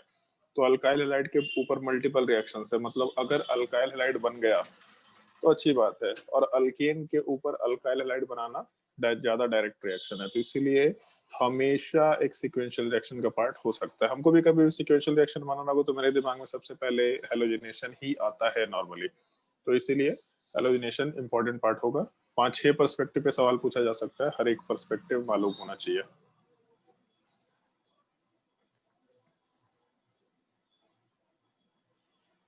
नोट करते जाओ पहले मैकेनिज्म।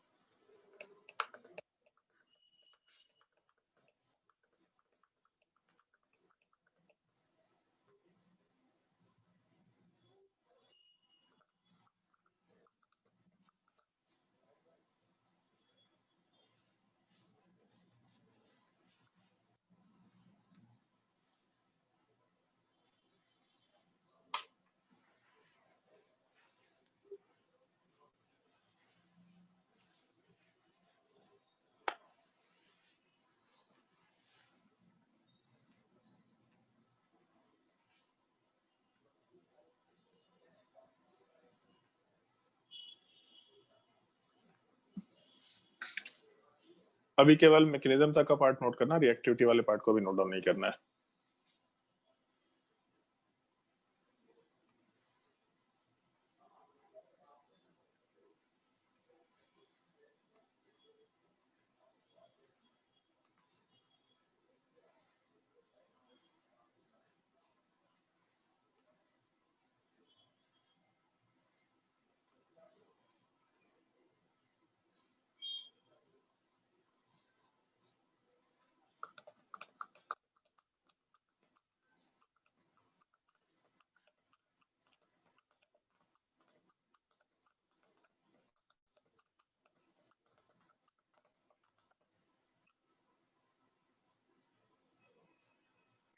अगर छाप लिया होगा तो थोड़ा ध्यान देना।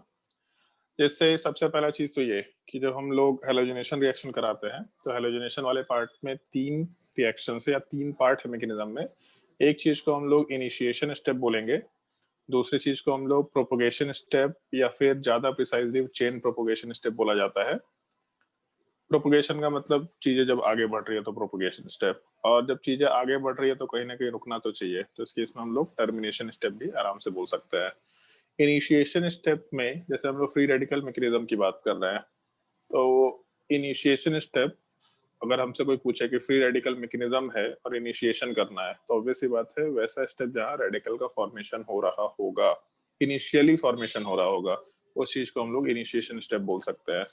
चेन प्रोपोगेशन स्टेप में हम ऐसा बोल सकते हैं कि एक रेडिकल दूसरे रेडिकल्स का फॉर्मेशन करा रहा होगा, मतलब सब्सिक्वेंट रेडिकल्स के फॉर्मेशन हो रहेंगे, वो चेन प्रोपोगेशन स्टेप है। और तीसरा टर्मिनेशन स्टेप जहाँ पे रेडिकल्स खत्म हो रहे होंगे, जिस भी तरीके से खत्म हो बट खत्म हो रहे होंगे। तो नॉर्मली इनिशिएशन स्टेप बस यहीं से शुरू होता है, और एक बार इनिशिएशन हो गया तो फिर उसके बाद कुछ करने की जरूरत नहीं है। जैसे ही हम लोग, और ये चीज ध्यान भी रखना, जब भी किसी बॉन्ड में मतलब बॉन्ड को एकदम से ब्रेक करना है तो सनलाइट, ये चीज क्लास 10th में ही पढ़ा था। डिसोसिएशन रिएक्शन में 3 तरह का रिएक्शन, थर्मल डिसोसिएशन, ये फोटोलिटिक डिकम्पोजिशन, और तीसरा हम लोग इलेक्ट्रोलिटिक डिकम्पोजिशन की बात करते हैं। तो जैसे थर्मल डिकम्पोजिशन वाला पार्ट ऐसा है कि उसमें तो इतना हीट होता है कि बहुत तरह का बॉन्ड ब्रेक हो सकता है, बट फोटोलिटिक में इंस्टेंटली बॉन्ड को स्ट्राइक मिलता है, मतलब फोटोन, क्योंकि छोटा छोटा बंडल ऑफ एनर्जी है, तो एकदम से बॉन्ड को फोटोन स्ट्राइक करेगा, बॉन्ड एकदम से डिस्ट्रीब्यूट हो जाता है, फिर ब्रेक कर जाता है। तो इस केस में जो हम लोग का हेलोजन वाला पार्ट है, उस हेलोजन वाले पार्ट को हम लोग ब्रेक करके आराम से हटा सकते हैं। आराम से दोनों के दोनों बॉन्ड्स जो है, सॉरी, दोनों के दोनों जो एटम्स है वो अपने अपने इलेक्ट्रॉन लेके हट जाएंगे, मतलब 2 रेडिकल का फॉर्मेशन होना है। यहाँ से हम लोग का जो रिएक्शन है वो इनिशिएट हो गया, this is called as initiation step या chain initiation step. Although chain word associate करना थोड़ा सही नहीं होता, बट इनिशिएशन स्टेप। इसके आगे वाले पार्ट में जब हम लोग रिएक्शन प्रोसीड कराना चाहते हैं तो नॉर्मली हम लोगों का जो एक एल्केन वाला पार्ट है वो हम लोग के हेलोजन के रेडिकल के साथ कंबाइन करता है। जैसे अभी ऊपर हम लोग एक जगह रिएक्शन कराए थे, उसी टाइप से यहाँ पे हम लोग रिएक्शन कराएंगे कि हम लोग का जो हेलोजन वाला पार्ट है वो हाइड्रोजन के साथ कंबाइन करेगा, जिसकी वजह से कार्बन को अपना इलेक्ट्रॉन लेके हटना चाहिए होता है, मतलब हटना पड़ता है, क्योंकि हेलोजन नॉर्मली ज्यादा रिएक्टिव होता है एज कम्पेयर टू कार्बन। तो इस केस में जब हेलोजन का रेडिकल एग्जिस्ट करेगा तो वो किसी तरीके से बॉन्ड बना के एटलीस्ट कार्बन के ऊपर रेडिकल डाल दो, कोई दिक्कत नहीं, क्योंकि कार्बन थोड़ा लेस स्टेबल है, सॉरी कार्बन वाला पार्ट ज्यादा स्टेबल है एज कम्पेयर टू हेलोजन, तो इसीलिए हेलोजन हटना चाहेगा। हेलोजन जब हाइड्रोजन के साथ कंबाइन करेगा तो HX का फॉर्मेशन कराएगा और साथ ही साथ R रेडिकल का फॉर्मेशन कराएगा। तो हेलोजन रेडिकल तो खत्म हो रहा है लेकिन R रेडिकल बन रहा है, मतलब एक रेडिकल खत्म होकर दूसरे रेडिकल का फॉर्मेशन करा रहा है। इस चीज को हम लोग चेन प्रोपोगेशन स्टेप बोलेंगे। और इसके बाद वाले स्टेप में जो हम लोग का कार्बन वाले पार्ट का रेडिकल है, ये पार्ट X2 के साथ कंबाइन करता है, और कंबाइन करने के बाद जो ये 2 इलेक्ट्रॉन्स है उसमें से एक हेलोजन अपना इलेक्ट्रॉन कार्बन चेन के साथ कंबाइन करके आराम से RX का फॉर्मेशन, फिर से एक रेडिकल का फॉर्मेशन करा देता है। तो हम लोगों को हमेशा सनलाइट नहीं चाहिए, मतलब ऐसा कर सकते हैं कि हम लोग रिएक्शन मिक्सचर को सनलाइट में डालें फिर वापस लेके आ गए, बस एक बार रिएक्शन इनिशिएट हो गया तो काम हो जाएगा अपना, फिर रिएक्शन अपने आप चलता जाएगा और फिर टर्मिनेशन स्टेप के बाद ही रुकना शुरू होगा। तो इस केस में एक एक्स रेडिकल जो बना था वो पहले खत्म हुआ इस स्टेप में, और खत्म होने के बाद फिर से नेक्स्ट स्टेप में बन गया। तो इस केस में जो एक्स रेडिकल है वो फिर से कार्बन चेन के साथ कंबाइन करेगा, आर रेडिकल का फॉर्मेशन कराएगा, ऐसा फर्दर बार बार स्टेप होता रह सकता है, इसमें कोई दिक्कत नहीं है, ये चीज तो फॉर्मेशन में चलता जाएगा। तो इस केस में हम लोग इस चीज को चेन प्रोपोगेशन स्टेप बोलते हैं, क्योंकि बार बार प्रोसेस रिपीट होता चला जा रहा है, और यहीं पे हम लोगों के बेसिकली ये क्या बोलते हैं अल्काइल हैलाइड वाले पार्ट का फॉर्मेशन होता है मेजर प्रोडक्ट के जैसा। इसके बाद वाले स्टेप में जैसे कार्बन रेडिकल हो सकता है, हेलोजन रेडिकल हो सकता है, ऐसा हम लोग कंसिडर करते हुए चल रहा है। तो इस केस में कार्बन रेडिकल हुआ, हेलोजन रेडिकल वाला पार्ट हुआ, तो हो सकता है कि एक कार्बन रेडिकल किसी दूसरे कार्बन रेडिकल के साथ कंबाइन कर ले, तो यहाँ से अल्केन बना देगा। हो सकता है कि एक हेलोजन रेडिकल वाला पार्ट किसी दूसरे हेलोजन रेडिकल के साथ कंबाइन कर ले, तब भी इस केस में एटलीस्ट रेडिकल वाला पार्ट तो खत्म हो जाएगा, X2 का फॉर्मेशन होगा। और हो सकता है कि R रेडिकल वाला पार्ट X रेडिकल के साथ कंबाइन कर ले, इसका मतलब RX का फॉर्मेशन करा सकता है।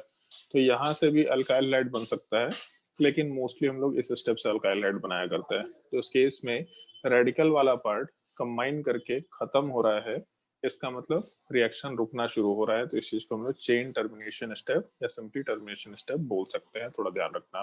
तो इस केस में अल्काइल हैलाइड तो बन रहा है हम लोगों के पास और जो मेजर प्रोडक्ट होना भी है, बट इसके अलावा X2 बन रहा है, तो X2 तो खैर रिएक्टेंट था तो उसको प्रोडक्ट बोल नहीं सकते और X2 खत्म हो ही जाएगा। और इसके अलावा यहाँ RX बन रहा है, वो तो प्रोडक्ट ही था, लेकिन एक ये RR वाला पार्ट भी बन रहा है जो कि ना रिएक्टेंट है ना प्रोडक्ट है। इसका मतलब इस चीज को हम लोग आराम से बाई प्रोडक्ट के जैसा कंसिडर करते हुए काम कर सकते हैं। तो इस एक चीज का ध्यान रखना, ऊपर के स्टेप्स में यही सब चीजें मेंशन कर रखी है यहाँ पे। पहले हम लोग X2 के साथ रिएक्शन कराए, रेडिकल का फॉर्मेशन हुआ, फिर उसके बाद हम लोग जब रिएक्शन कराना शुरू किए तो कार्बन रेडिकल का फॉर्मेशन हुआ जो कि X2 के साथ कंबाइन करके आराम से अल्काइल हैलाइड का फॉर्मेशन किया और X रेडिकल का फॉर्मेशन। फिर से यही X रेडिकल वाला पार्ट यही स्टेप रिपीट करेगा, फिर से ये पूरा स्टेप रिपीट होगा, तो रिपीटिशन चल रहा होगा। फिर टर्मिनेशन स्टेप में जो दो रेडिकल्स हैं वो क्रॉस कंबाइन करके या सेल्फ में कंबाइन करके किसी तरीके से खत्म होंगे, इस चीज को हम लोग बाई प्रोडक्ट बोल रहे हैं। तो इस थोड़ा ध्यान रखना मैकेनिज्म का। सवाल में ये चीज पूछा जा सकता है कि बाई प्रोडक्ट क्या होगा, एक ये सवाल पूछने का तरीका हो सकता है। और दूसरा सवाल में जो हम लोगों का जैसे ये है ऑप्शन दे रखा होगा, which of the following is chain propagation step, which of the following is termination step। तो तुमको ध्यान रखना है कि चेन प्रोपोगेशन स्टेप क्या था, क्योंकि ऐसा सवाल पूछा जाता है, पूछा जाना चाहिए भी, तो इसलिए इसका मैकेनिज्म के ऊपर भी सवाल पूछा जाएगा सीधा कि कौन सा चेन प्रोपोगेशन स्टेप है, कौन सा चेन टर्मिनेशन स्टेप है। और इसके बाद फिर हम लोग रिएक्टिविटी वाले पार्ट की बात कर सकते हैं, वो नीचे चला गया तो चलो। जैसे रिएक्टिविटी वाले पार्ट की अगर हम लोग बात करेंगे तो रिएक्टिविटी वाले पार्ट में अभी तक मालूम पड़ गया है कि फ्लोरीन रेडिकल वाला पार्ट जो होता है काफी ज्यादा रिएक्टिव नेचर का होता है। तो जो हम लोग का चेन प्रोपोगेशन स्टेप वाला पार्ट है, तो इस चेन प्रोपोगेशन स्टेप में जैसे पहले तो रिएक्शन शुरू ही हुआ है, वहां तो हम लोग कभी भी वहां सनलाइट दे रहा है, कोई एक्सटर्नल फैक्टर डाल रहा है, तो एक्सटर्नल फैक्टर वाला पार्ट कभी भी हम लोग का रेडिटरमाइनिंग स्टेप वाला पार्ट नहीं रहेगा कि एनर्जी दे रहा है हम लोग। फिर उसके बाद जो चेन टर्मिनेशन स्टेप है, इसमें तो रिएक्टिव स्पीसीज खत्म हो रहे हैं आपस में कंबाइन करके, मतलब केवल बॉन्ड बन रहा है, तो ये भी अपने काम का नहीं रहा, बचा हम लोग का ये स्टेप जिसको कंसिडर कर सकते हैं। तो कार्बन हाइड्रोजन वाले पार्ट का जो बॉन्ड है, एक इसका कॉम्बिनेशन और दूसरा ये पार्ट, ये दोनों के दोनों पार्ट को हम लोग नॉर्मली कंसिडर करते हैं रेडिटरमाइनिंग स्टेप वाले पार्ट में। तो इस केस में ध्यान रखना, जैसे हेलोजन के रिएक्टिविटी के ऊपर भी डिपेंड करता है कि हेलोजन कितना रिएक्टिव है, उसकी वजह से कार्बन रेडिकल का फॉर्मेशन होगा। तो एक चीज ये ध्यान रखना है कि हेलोजन वाला पार्ट कितना रिएक्टिव है जिसकी वजह से कार्बन रेडिकल का फॉर्मेशन होगा, और दूसरा कार्बन कितना रिएक्टिव है जो कि कंबाइन करके हेलोजन के साथ हम लोग को अल्काइल हाइड का फॉर्मेशन देगा। अगर हेलोजन लेस रिएक्टिव हुआ तो कार्बन रेडिकल नहीं बनाएगा, कार्बन वाला पार्ट हम लोग का लेस रिएक्टिव हुआ तब उस केस में अल्काइल हैलाइड का फॉर्मेशन नहीं कराएगा। तो इस केस में हेलोजन रिएक्टिविटी में जो ज्यादा इलेक्ट्रोनेगेटिव वो ज्यादा reactive, fluorine, chlorine, bromine, iodine. और उसके बाद हम लोग रेडिकल के स्टेबिलिटी को अगर कंपेयर करें तो उस केस में जैसे अच्छा सॉरी कुछ गलती बोल दी क्या, नहीं ये वाला पार्ट हम लोग का आरडीएस का पार्ट नहीं रहता है, केवल पहला वाला पार्ट आरडीएस का पार्ट है, क्या गलत बोल दिया। तो इस केस में जैसे हम लोग फर्स्ट वाले स्टेप में जब हेलोजन वाले पार्ट के साथ कॉम्बिनेशन करा रहे हैं तो उस केस में हम थोड़ा ध्यान नहीं दिए, कार्बन वाले पार्ट के रेडिकल का फॉर्मेशन होना है। तो इस केस में जो रेडिकल का फॉर्मेशन होना है वो इस हेलोजन के रिएक्टिविटी के ऊपर डिपेंड करेगा कि हेलोजन वाले पार्ट कितना रिएक्टिव है, बट इसके ऊपर भी डिपेंड करेगा कि जो रेडिकल बन रहा है वो रेडिकल वाला पार्ट कितना स्टेबल है। तो रेडिकल ज्यादा स्टेबल होगा तो बनने की टेंडेंसी में रहेगा, अदरवाइज नहीं बनने की टेंडेंसी में रहेगा। तो इस केस में इस स्टेप वाले पार्ट के ऊपर हम लोगों को डिसाइड करना होता है, जैसे कार्बन हाइड्रोजन का बॉन्ड ब्रेक होना ही होना है, हेलोजन कंबाइन करके उसको हटाएगा, तो ये दोनों स्पीसीज जितना रिएक्टिव नेचर के होंगे उसके हिसाब से काम कर रहे हैं। हेलोजन ज्यादा रिएक्टिव होगा तो रिएक्शन में पार्टिसिपेट करना चाहेगा, और अगर रेडिकल ज्यादा स्टेबल होगा तो बनना चाहेगा। तो इस केस में हम लोग का जो हेलोजन वाला पार्ट है उसमें फ्लोरीन वाला पार्ट, क्लोरीन वाला पार्ट, ब्रोमीन वाला पार्ट, आयोडीन वाला पार्ट, ये रिएक्टिविटी का ऑर्डर बोल सकते हैं। और अगर कार्बन के स्टेबिलिटी की बात करें, कार्बन के रेडिकल के स्टेबिलिटी की बात करें तो 3 डिग्री कार्बन से रेडिकल सबसे ज्यादा स्टेबल, फिर 2 डिग्री, फिर 1 डिग्री, ऐसा हम लोग कंसिडर कर सकते हैं। तो एक रिएक्टिविटी का ये ऑर्डर थोड़ा ध्यान रखना है, fluorine, chlorine, bromine, iodine. In fact 10th class में शायद ये इंफॉर्मेशन दे रखा है जहां तक हमको ध्यान है, तो फ्लोरीन वाला पार्ट इतना रिएक्टिव होता है कि बहुत एक्सप्लोसिव रिएक्शन करता है, बहुत ज्यादा एक्सप्लोसिव रिएक्शन करता है, और इतना एक्सप्लोसिव रिएक्शन होता है कि हम लोग का जो कार्बन चेन वाला पार्ट है यही पार्ट ब्रेक करना शुरू कर जाता है। तो अगर मान लो कि हम लोग कार्बन चेन लेके चले हैं और ये पार्ट ही ब्रेक करना शुरू कर गया, मतलब 6 का कार्बन चेन है और बी से ब्रेक कर गया, तो जो रिएक्टेंट लेके चले थे प्रोडक्ट कुछ और बन के आ गया। तो इसलिए हम लोग फ्लोरीन के केस में रिएक्शन नहीं करा सकते। इनफैक्ट अगर कराना भी है तो डार्क कंडीशन होना जरूरी चीज है। हम लोग अगर फ्लोरीन के साथ रिएक्शन कराना चाहते हैं तो डार्क कंडीशन है, मतलब लाइट दिखाया और फिर गायब कर दिया। तो डार्क कंडीशन में फ्लोरीन के साथ रिएक्शन हो सकता है, बट फिर भी रिएक्शन उतना फिजिबल नेचर का नहीं होगा, ऐसा हम लोग कंसिडर कर सकते हैं, पहला चीज। और दूसरा, आयोडीन रेडिकल बहुत ही ज्यादा स्टेबल नेचर का है, तो आयोडीन वाला पार्ट रिएक्टिव ही नहीं होता है, तो आयोडीन वाला पार्ट कार्बन रेडिकल का फॉर्मेशन ही नहीं करा पाएगा। तो इसलिए हम लोग आयोडीनेशन वाले पार्ट को नॉन फिजिबल बनाते हुए चल सकते हैं। तो ये दो चीज ध्यान रखना है, फ्लोरिनेशन पॉसिबल नहीं है, आयोडीनेशन पॉसिबल नहीं है, फिर से केवल क्लोरिनेशन और ब्रोमिनेशन पॉसिबल है। ये रीजन के साथ अपने को थोड़ा ध्यान रखने का है। रिएक्टिविटी वाला पार्ट नोट कर लो।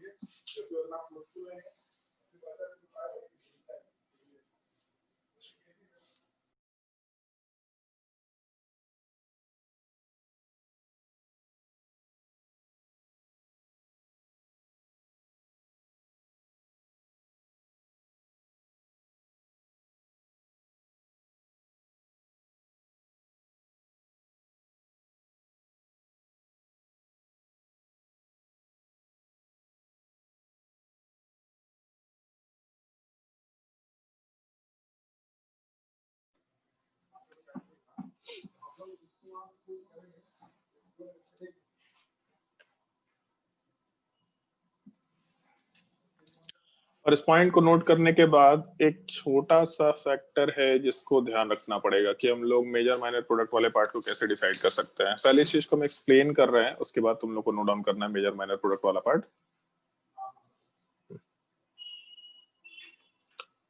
और थोड़ा इंपॉर्टेंट पार्ट है, इसको ढंग से सोच करके देखना, ढंग से ट्राई करके देखना। जैसे अगर मान लो कि हम लोग को मेजर माइनर डिसाइड करना है, तो पहले तो जो रिएक्टिविटी वाला पार्ट है हम लोग उसके हिसाब से काम करके चल रहे हैं कि हम लोग को दिख रहा है कि 3 डिग्री कार्बन वाला पार्ट ज्यादा रिएक्टिव है, फिर उसके बाद 2 डिग्री रेडिकल वाला पार्ट का फॉर्मेशन ज्यादा इजीली हो सकता है, तो ये पार्ट ज्यादा रिएक्टिव है, फिर 1 डिग्री वाला पार्ट। तो बेसिकली ऐसा बोल सकते हैं कि हम लोग का 3 डिग्री रेडिकल अगर बनाना है, इसका मतलब 3 डिग्री हाइड्रोजन का बॉन्ड ब्रेक हो रहा होगा। और क्योंकि 3 डिग्री का रिएक्टिविटी ज्यादा है, तो इसका मतलब जो 3 डिग्री हाइड्रोजन होगा उसका रिएक्टिविटी ज्यादा बोल सकते हैं इनडायरेक्टली हम लोग। तो 3 डिग्री रेडिकल ज्यादा स्टेबल है, जल्दी बनना चाहेगा, तो वहां से हाइड्रोजन जल्दी हटना चाहेगा, मतलब वहां का हाइड्रोजन ज्यादा रिएक्टिव है। तो जनरली हेलोजनेशन के टाइम पे 3 डिग्री का रिएक्टिविटी, मतलब 3 डिग्री हाइड्रोजन का रिएक्टिविटी ज्यादा होता है, इसको हटा के यहाँ पे हेलोजन अटैच कर सकते हैं हम लोग आराम से। लेकिन ऐसा केवल जरूरी नहीं है कि 3 डिग्री का रिएक्टिविटी ज्यादा है तो मेजर प्रोडक्ट हमेशा 3 डिग्री से ही मिलेगा। डिपेंड करता है कि हम लोगों के ऑर्डर ऑफ रिएक्टिविटी के अलावा कितने हाइड्रोजन्स है। और यहाँ पे एक छोटा सा टर्म आता है प्रोबेबिलिटी फैक्टर, क्योंकि तुम लोग केमिकल काइनेटिक्स पढ़ रखा है तो ये डिस्कशन कर सकते हैं हम लोग कि केमिकल काइनेटिक्स में जब हम लोग प्रोडक्ट बनाते हैं तो वहाँ पे प्रोबेबिलिटी के ऊपर भी चीजें डिपेंड करती हैं कि भले ही इसका रिएक्टिविटी कम है बट क्योंकि इसका अमाउंट ज्यादा है तो यहाँ से प्रोडक्ट बन सकता है, मेजर प्रोडक्ट बन सकता है। तो यहाँ वाले पार्ट में हम लोग प्रोडक्ट बनाने के लिए एक छोटा सा डिस्कशन यूज करते हैं, फिर छोटा सा टर्म यूज करते हैं जिस चीज को हम लोग प्रोबेबिलिटी फैक्टर बोलते हैं। पीएसडी नोट कर लेंगे हम लोग इस चीज को।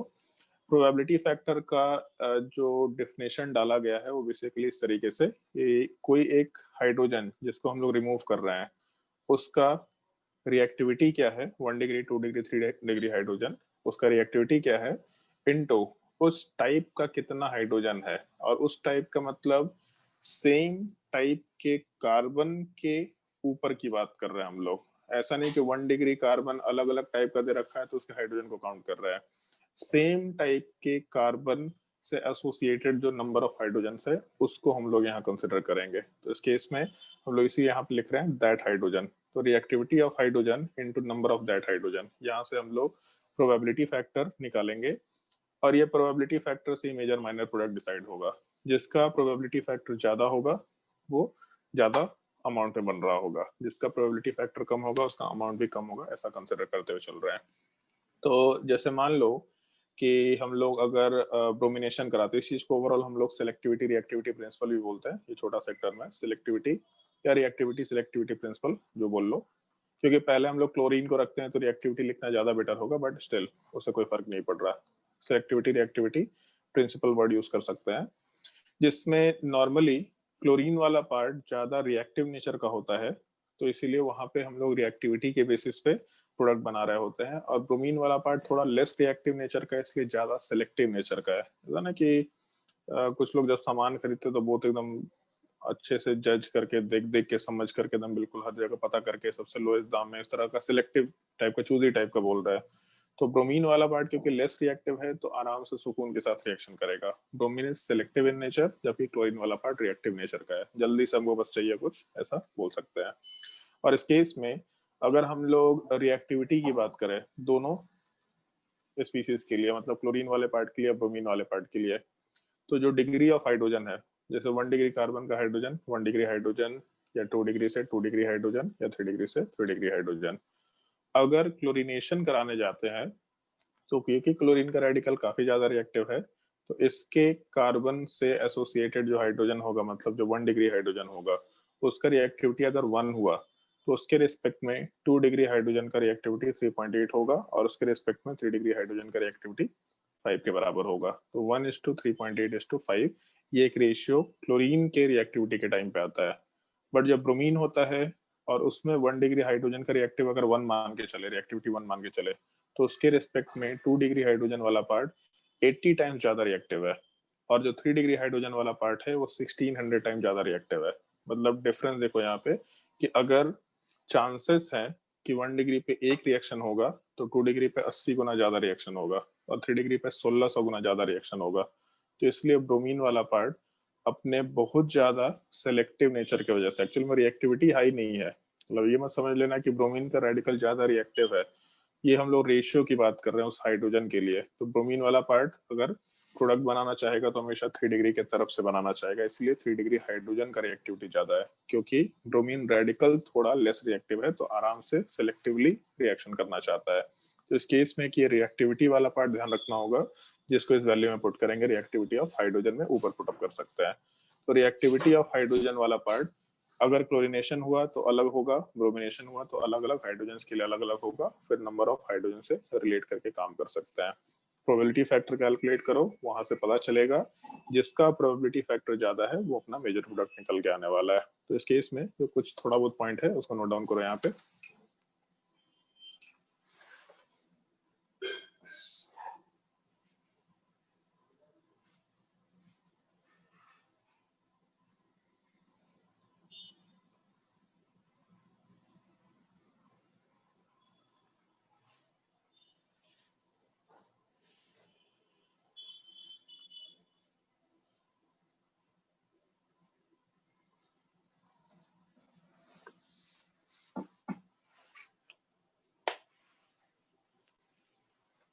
तो यहाँ पे हाइड्रोजन हाइड्रोजन लिख लेते हैं, ज्यादा बेटर है।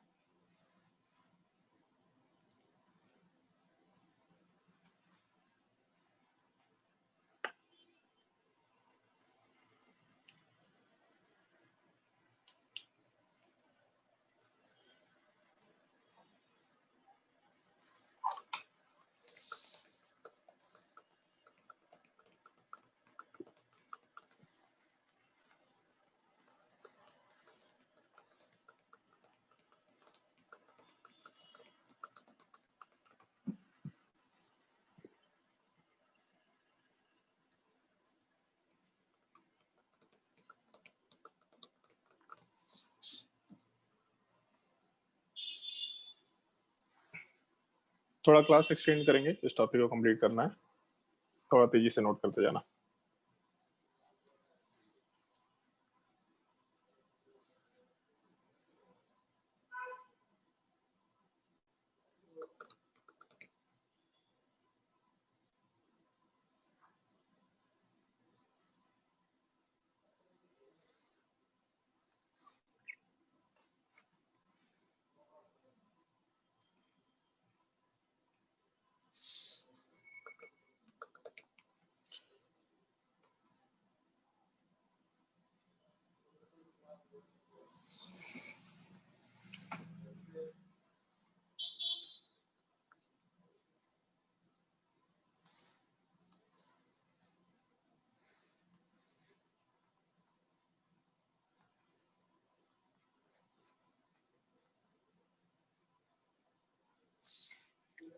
सर हाँ, सर हम लोग ऐसा बोल सकते हैं कि जितना ज्यादा प्रोडक्ट बनेगा वो ज्यादा स्टेबल होगा, मतलब जो ज्यादा नहीं नहीं नहीं, ऐसा नहीं बोल सकते, ऐसा नहीं बोल सकते। जैसे क्लोरीन के केस में तो बिल्कुल नहीं बोल सकते। अभी हम लोग डिस्कशन करना, चलो हम छोटा सा डिस्कशन यहाँ से शुरू करते हैं अभी। जैसे मान लो ये कंपाउंड दे रखा है, नीचे पहला एग्जांपल यही दे रखा है, अभी नोट मत करना। तो जैसे मान लो क्लोरीनेशन करा रहे हैं पहले, तो क्लोरीनेशन वाले पार्ट पे जब हम लोग प्रोडक्ट बनाएंगे तो पहले तो जितने प्रोडक्ट बन सकते हैं ये देखो, तो ये सिमेट्रिकल मॉलिक्यूल दिख रहा है। सिमेट्रिकल दिख रहा है, इसका मतलब ये दोनों कार्बन सेम है, नीचे वाला भी दोनों कार्बन सेम है आपस में, और इधर से भी सिमेट्रिकल है, तो इसका मतलब ये दोनों भी सेम है, ये दोनों भी सेम है। तो ओवरऑल ये चारों कार्बन ही सेम है, जो भी कॉर्नर्स में कार्बन है ये चारों कार्बन सेम है, और उसके अलावा बीच वाला भी दोनों ग्रुप एग्जैक्टली सेम है। तो जो प्रोडक्ट बनेगा वो एक्चुअल में दो ही डिफरेंट प्रोडक्ट आएगा, आइदर क्लोरीन यहाँ पे अटैच होगा या फिर क्लोरीन वाला पार्ट यहाँ पे अटैच होगा। अब अगर क्लोरीनेशन कराते हैं तो क्लोरीनेशन में मेजर माइनर प्रोडक्ट कैसे डिसाइड कर सकते हैं, तो उसकी इसमें रिएक्टिविटी से मतलब होता है। तो जिस कार्बन पे क्लोरीन लगा वो कार्बन का डिग्री क्या है, 1। तो इस केस में जो हाइड्रोजन होगा जिसको क्लोरीन रिप्लेस किया वो भी 1 डिग्री होगा, और ऊपर लिख रखा है reactivity of hydrogen into number of that hydrogen. तो इस केस में क्लोरीनेशन के टाइम पे या ब्रोमिनेशन के टाइम पे 1 डिग्री को तो हम लोग 1 रिएक्टिविटी में मानते हुए चलते हैं, तो यहाँ पे reactivity 1 into number of that hydrogen. अब क्योंकि ये चारों कार्बन सेम थे एग्जैक्टली आपस में, तो सिमिलर होने की वजह से हम लोग कोई चारों में से एक जगह प्रोडक्ट बना के चारों को रिलेट कर पा रहे हैं। इसका मतलब चारों कार्बन सेम है तो चारों उसके ऊपर के हाइड्रोजन सेम होंगे। एक कार्बन के ऊपर 3 हाइड्रोजन, दूसरे के ऊपर 3, तीसरे के ऊपर 3, चौथे के ऊपर 3, मतलब टोटल उस टाइप का हाइड्रोजन 12 होगा। तो नंबर ऑफ प्रोडक्ट 12 निकल के आ गए। बट अगर ये दूसरे वाले कार्बन की बात करें हम लोग, जो ये दूसरा प्रोडक्ट बना, तो इस केस में 3 डिग्री कार्बन है, और क्लोरीन के केस में हम लोग के 3 डिग्री कार्बन पे जो हाइड्रोजन है उसका रिएक्टिविटी 5 के बराबर है। अगर हम लोग 1 डिग्री वाले पार्ट को 1 लेके चलते हैं तो 5, और इस तरह के 2 कार्बन है और दोनों कार्बन के ऊपर एक एक हाइड्रोजन है, क्योंकि 3 डिग्री पे एक ही हाइड्रोजन हो सकता है, तो नंबर ऑफ हाइड्रोजन वाला पार्ट 2 के बराबर है, मतलब 10।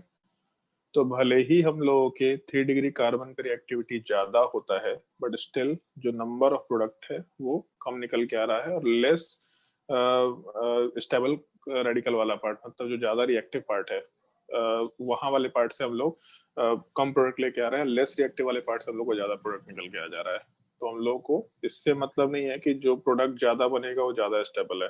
ब्रोमिनेशन में बोल सकते हैं एक बार को, उसमें दिक्कत नहीं है, बट हम लोग क्लोरिनेशन के टाइम पे ये चीज नहीं बोल सकते हैं। तो यहाँ पे कम प्रोडक्ट है बट स्टिल ज्यादा रिएक्टिव पार्ट रहा था, और हम लोग कम प्रोडक्ट बन रहा है इसलिए माइनर प्रोडक्ट बोल सकते हैं। पहले वाले में ज्यादा अमाउंट ऑफ प्रोडक्ट है, मेजर बोल सकते हैं।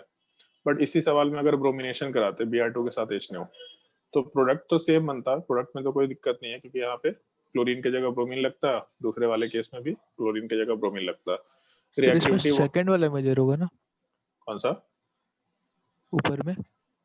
ऊपर में सेकंड वाला मेजर क्यों होगा? प्रोबेबिलिटी फैक्टर 10 आ रहा है ना। हाँ सर। पहले वाले केस में 12 प्रोबेबिलिटी फैक्टर है, उसका मतलब क्या समझ में आ रहा है? क्या प्रोबेबिलिटी है ये प्रोडक्ट बनने का? तो 12 प्रोबेबिलिटी है, दूसरे का 10 ही प्रोबेबिलिटी है, तो जिसका ज्यादा प्रोबेबिलिटी है वो ज्यादा बनेगा। नीचे वाले केस में अगर बात करें तो 1 डिग्री कार्बन और 12 हाइड्रोजन अभी भी दे रखा, मतलब 12 ही प्रोडक्ट बनेगा। और उसके रिस्पेक्ट में जो हम लोग का 3 डिग्री कार्बन है उसका रिएक्टिविटी 1600 होता है ब्रोमिनेशन के टाइम पे। तो इस केस में रिएक्टिविटी रिलेटिवली इतना हाई है कि उस केस में नंबर ऑफ हाइड्रोजन कम होने के बाद भी कोई फर्क नहीं पड़ रहा। जिस टाइम पे ये पहला वाले पार्ट का 12 प्रोडक्ट बनेगा उस टाइम पे दूसरे वाले पार्ट का 3200 प्रोडक्ट बनेगा। तो आराम से हम लोग मेजर प्रोडक्ट सेकेंड वाले पार्ट को ले सकते हैं, इस बार पहला वाला पार्ट माइनर हो जाएगा। ब्रोमिनेशन में कुछ नहीं सोचना है, ब्रोमिनेशन सिलेक्टिव नेचर का होता है। ब्रोमिनेशन में हमेशा 3 डिग्री मेजर, फिर 2 डिग्री, फिर 1 डिग्री। क्लोरिनेशन में 1:3.8:5 ये रिएक्टिविटी का ऑर्डर ध्यान रखना पड़ेगा। और ये भी ध्यान रखना होगा कि जैसे मान लिया क्वेश्चन नंबर 1 है, तो इसमें ये भी 1 डिग्री कार्बन है, इसको दूसरे कलर से मार्क कर रहे हैं, ये भी 1 डिग्री है, ये भी 1 डिग्री है, और ये ब्लैक वाला भी 1 डिग्री है। लेकिन तीनों 1 डिग्री सेम टाइप का कार्बन नहीं है। ये दोनों पार्ट सेम है क्योंकि दोनों एक ही कार्बन से अटैच्ड एग्जैक्टली सेम कार्बन है, बट ये 1 डिग्री होते हुए इन दोनों के जैसा नहीं है क्योंकि ये अलग कार्बन है तो प्रोडक्ट भी अलग बनाएगा, तो उस प्रोडक्ट का कैलकुलेशन भी अलग होगा। जैसे हम लोग जब मोनोक्लोरो प्रोडक्ट बनाते थे तो जितने प्रोडक्ट बनाना वो बनाओ, तो पहले इन दोनों कार्बन में से एक प्रोडक्ट बन गया, फिर 3 डिग्री वाले पार्ट से एक प्रोडक्ट बन गया, फिर 2 डिग्री वाले पार्ट से एक प्रोडक्ट बन गया, फिर दूसरे 1 डिग्री वाले पार्ट से एक प्रोडक्ट बन गया। तो ये जो पहला प्रोडक्ट का अमाउंट है वो इसके सिमिलर हाइड्रोजन से रिलेट होगा, और लास्ट वाले 1 डिग्री का जो प्रोडक्ट है वो लास्ट वाले के सिमिलर हाइड्रोजन से रिलेट होगा। तो यहाँ पे 3 प्रोडक्ट, यहाँ पे 6 प्रोडक्ट, ब्रोमिनेशन में 1600 प्रोडक्ट और 2 डिग्री की तरफ से 160 प्रोडक्ट। हमेशा 3 डिग्री मेजर आएगा, फिर 2 डिग्री, फिर 1 डिग्री।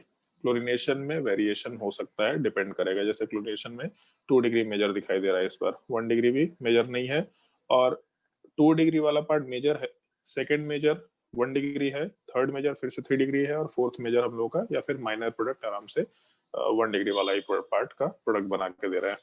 तो एक बार जो ऊपर सवाल बताया एग्जाम्पल में, इस एग्जाम्पल को सोचते हुए और पहले एग्जाम्पल को देखते हुए बाकी क्वेश्चंस को ट्राई करके देखना। एक बार 2-3 ही एग्जाम्पल से, ज्यादा उसमें एग्जाम्पल्स नहीं है, उन क्वेश्चंस को ट्राई करके देखना कि मेजर कौन सा माइनर कौन सा निकल के आएगा, तो ये टॉपिक आराम से कंप्लीट हो जाएगा। इसमें एक छोटा सा पार्ट है जो तुम लोगों को खुद से एक बार रीड करना है, halogenation and allylic and benzylic position. एक बार रीड करके देखो, नहीं समझ में आएगा तो नेक्स्ट क्लास में डिस्कशन। इसमें रिएजेंट्स ध्यान रखना है, एलाइलिक पोजीशन का मतलब, बेंजाइलिक पोजीशन का मतलब क्या होता है, ये आराम से उसमें बना रखे हम, बेंजाइलिक पोजीशन और एलाइलिक पोजीशन। तो एक बार रीड करके देखो इस चीज को। रिएजेंट्स याद रखना पड़ेगा कि अगर SOCl2, और उसमें ध्यान रखना SOCl2 हम लोग के दूसरे जगह था, SO2Cl2 रहा तो इस केस में क्या होगा, कहीं पे SOCl2 के साथ हीटिंग, सॉरी SO2Cl2 के साथ हीटिंग दे रखा है, कहीं नहीं दे रखा है, दिया हो या ना दिया हो कोई दिक्कत नहीं है, क्लोरिनेशन कराएंगे एलाइलिक या बेंजाइलिक पोजीशन पे।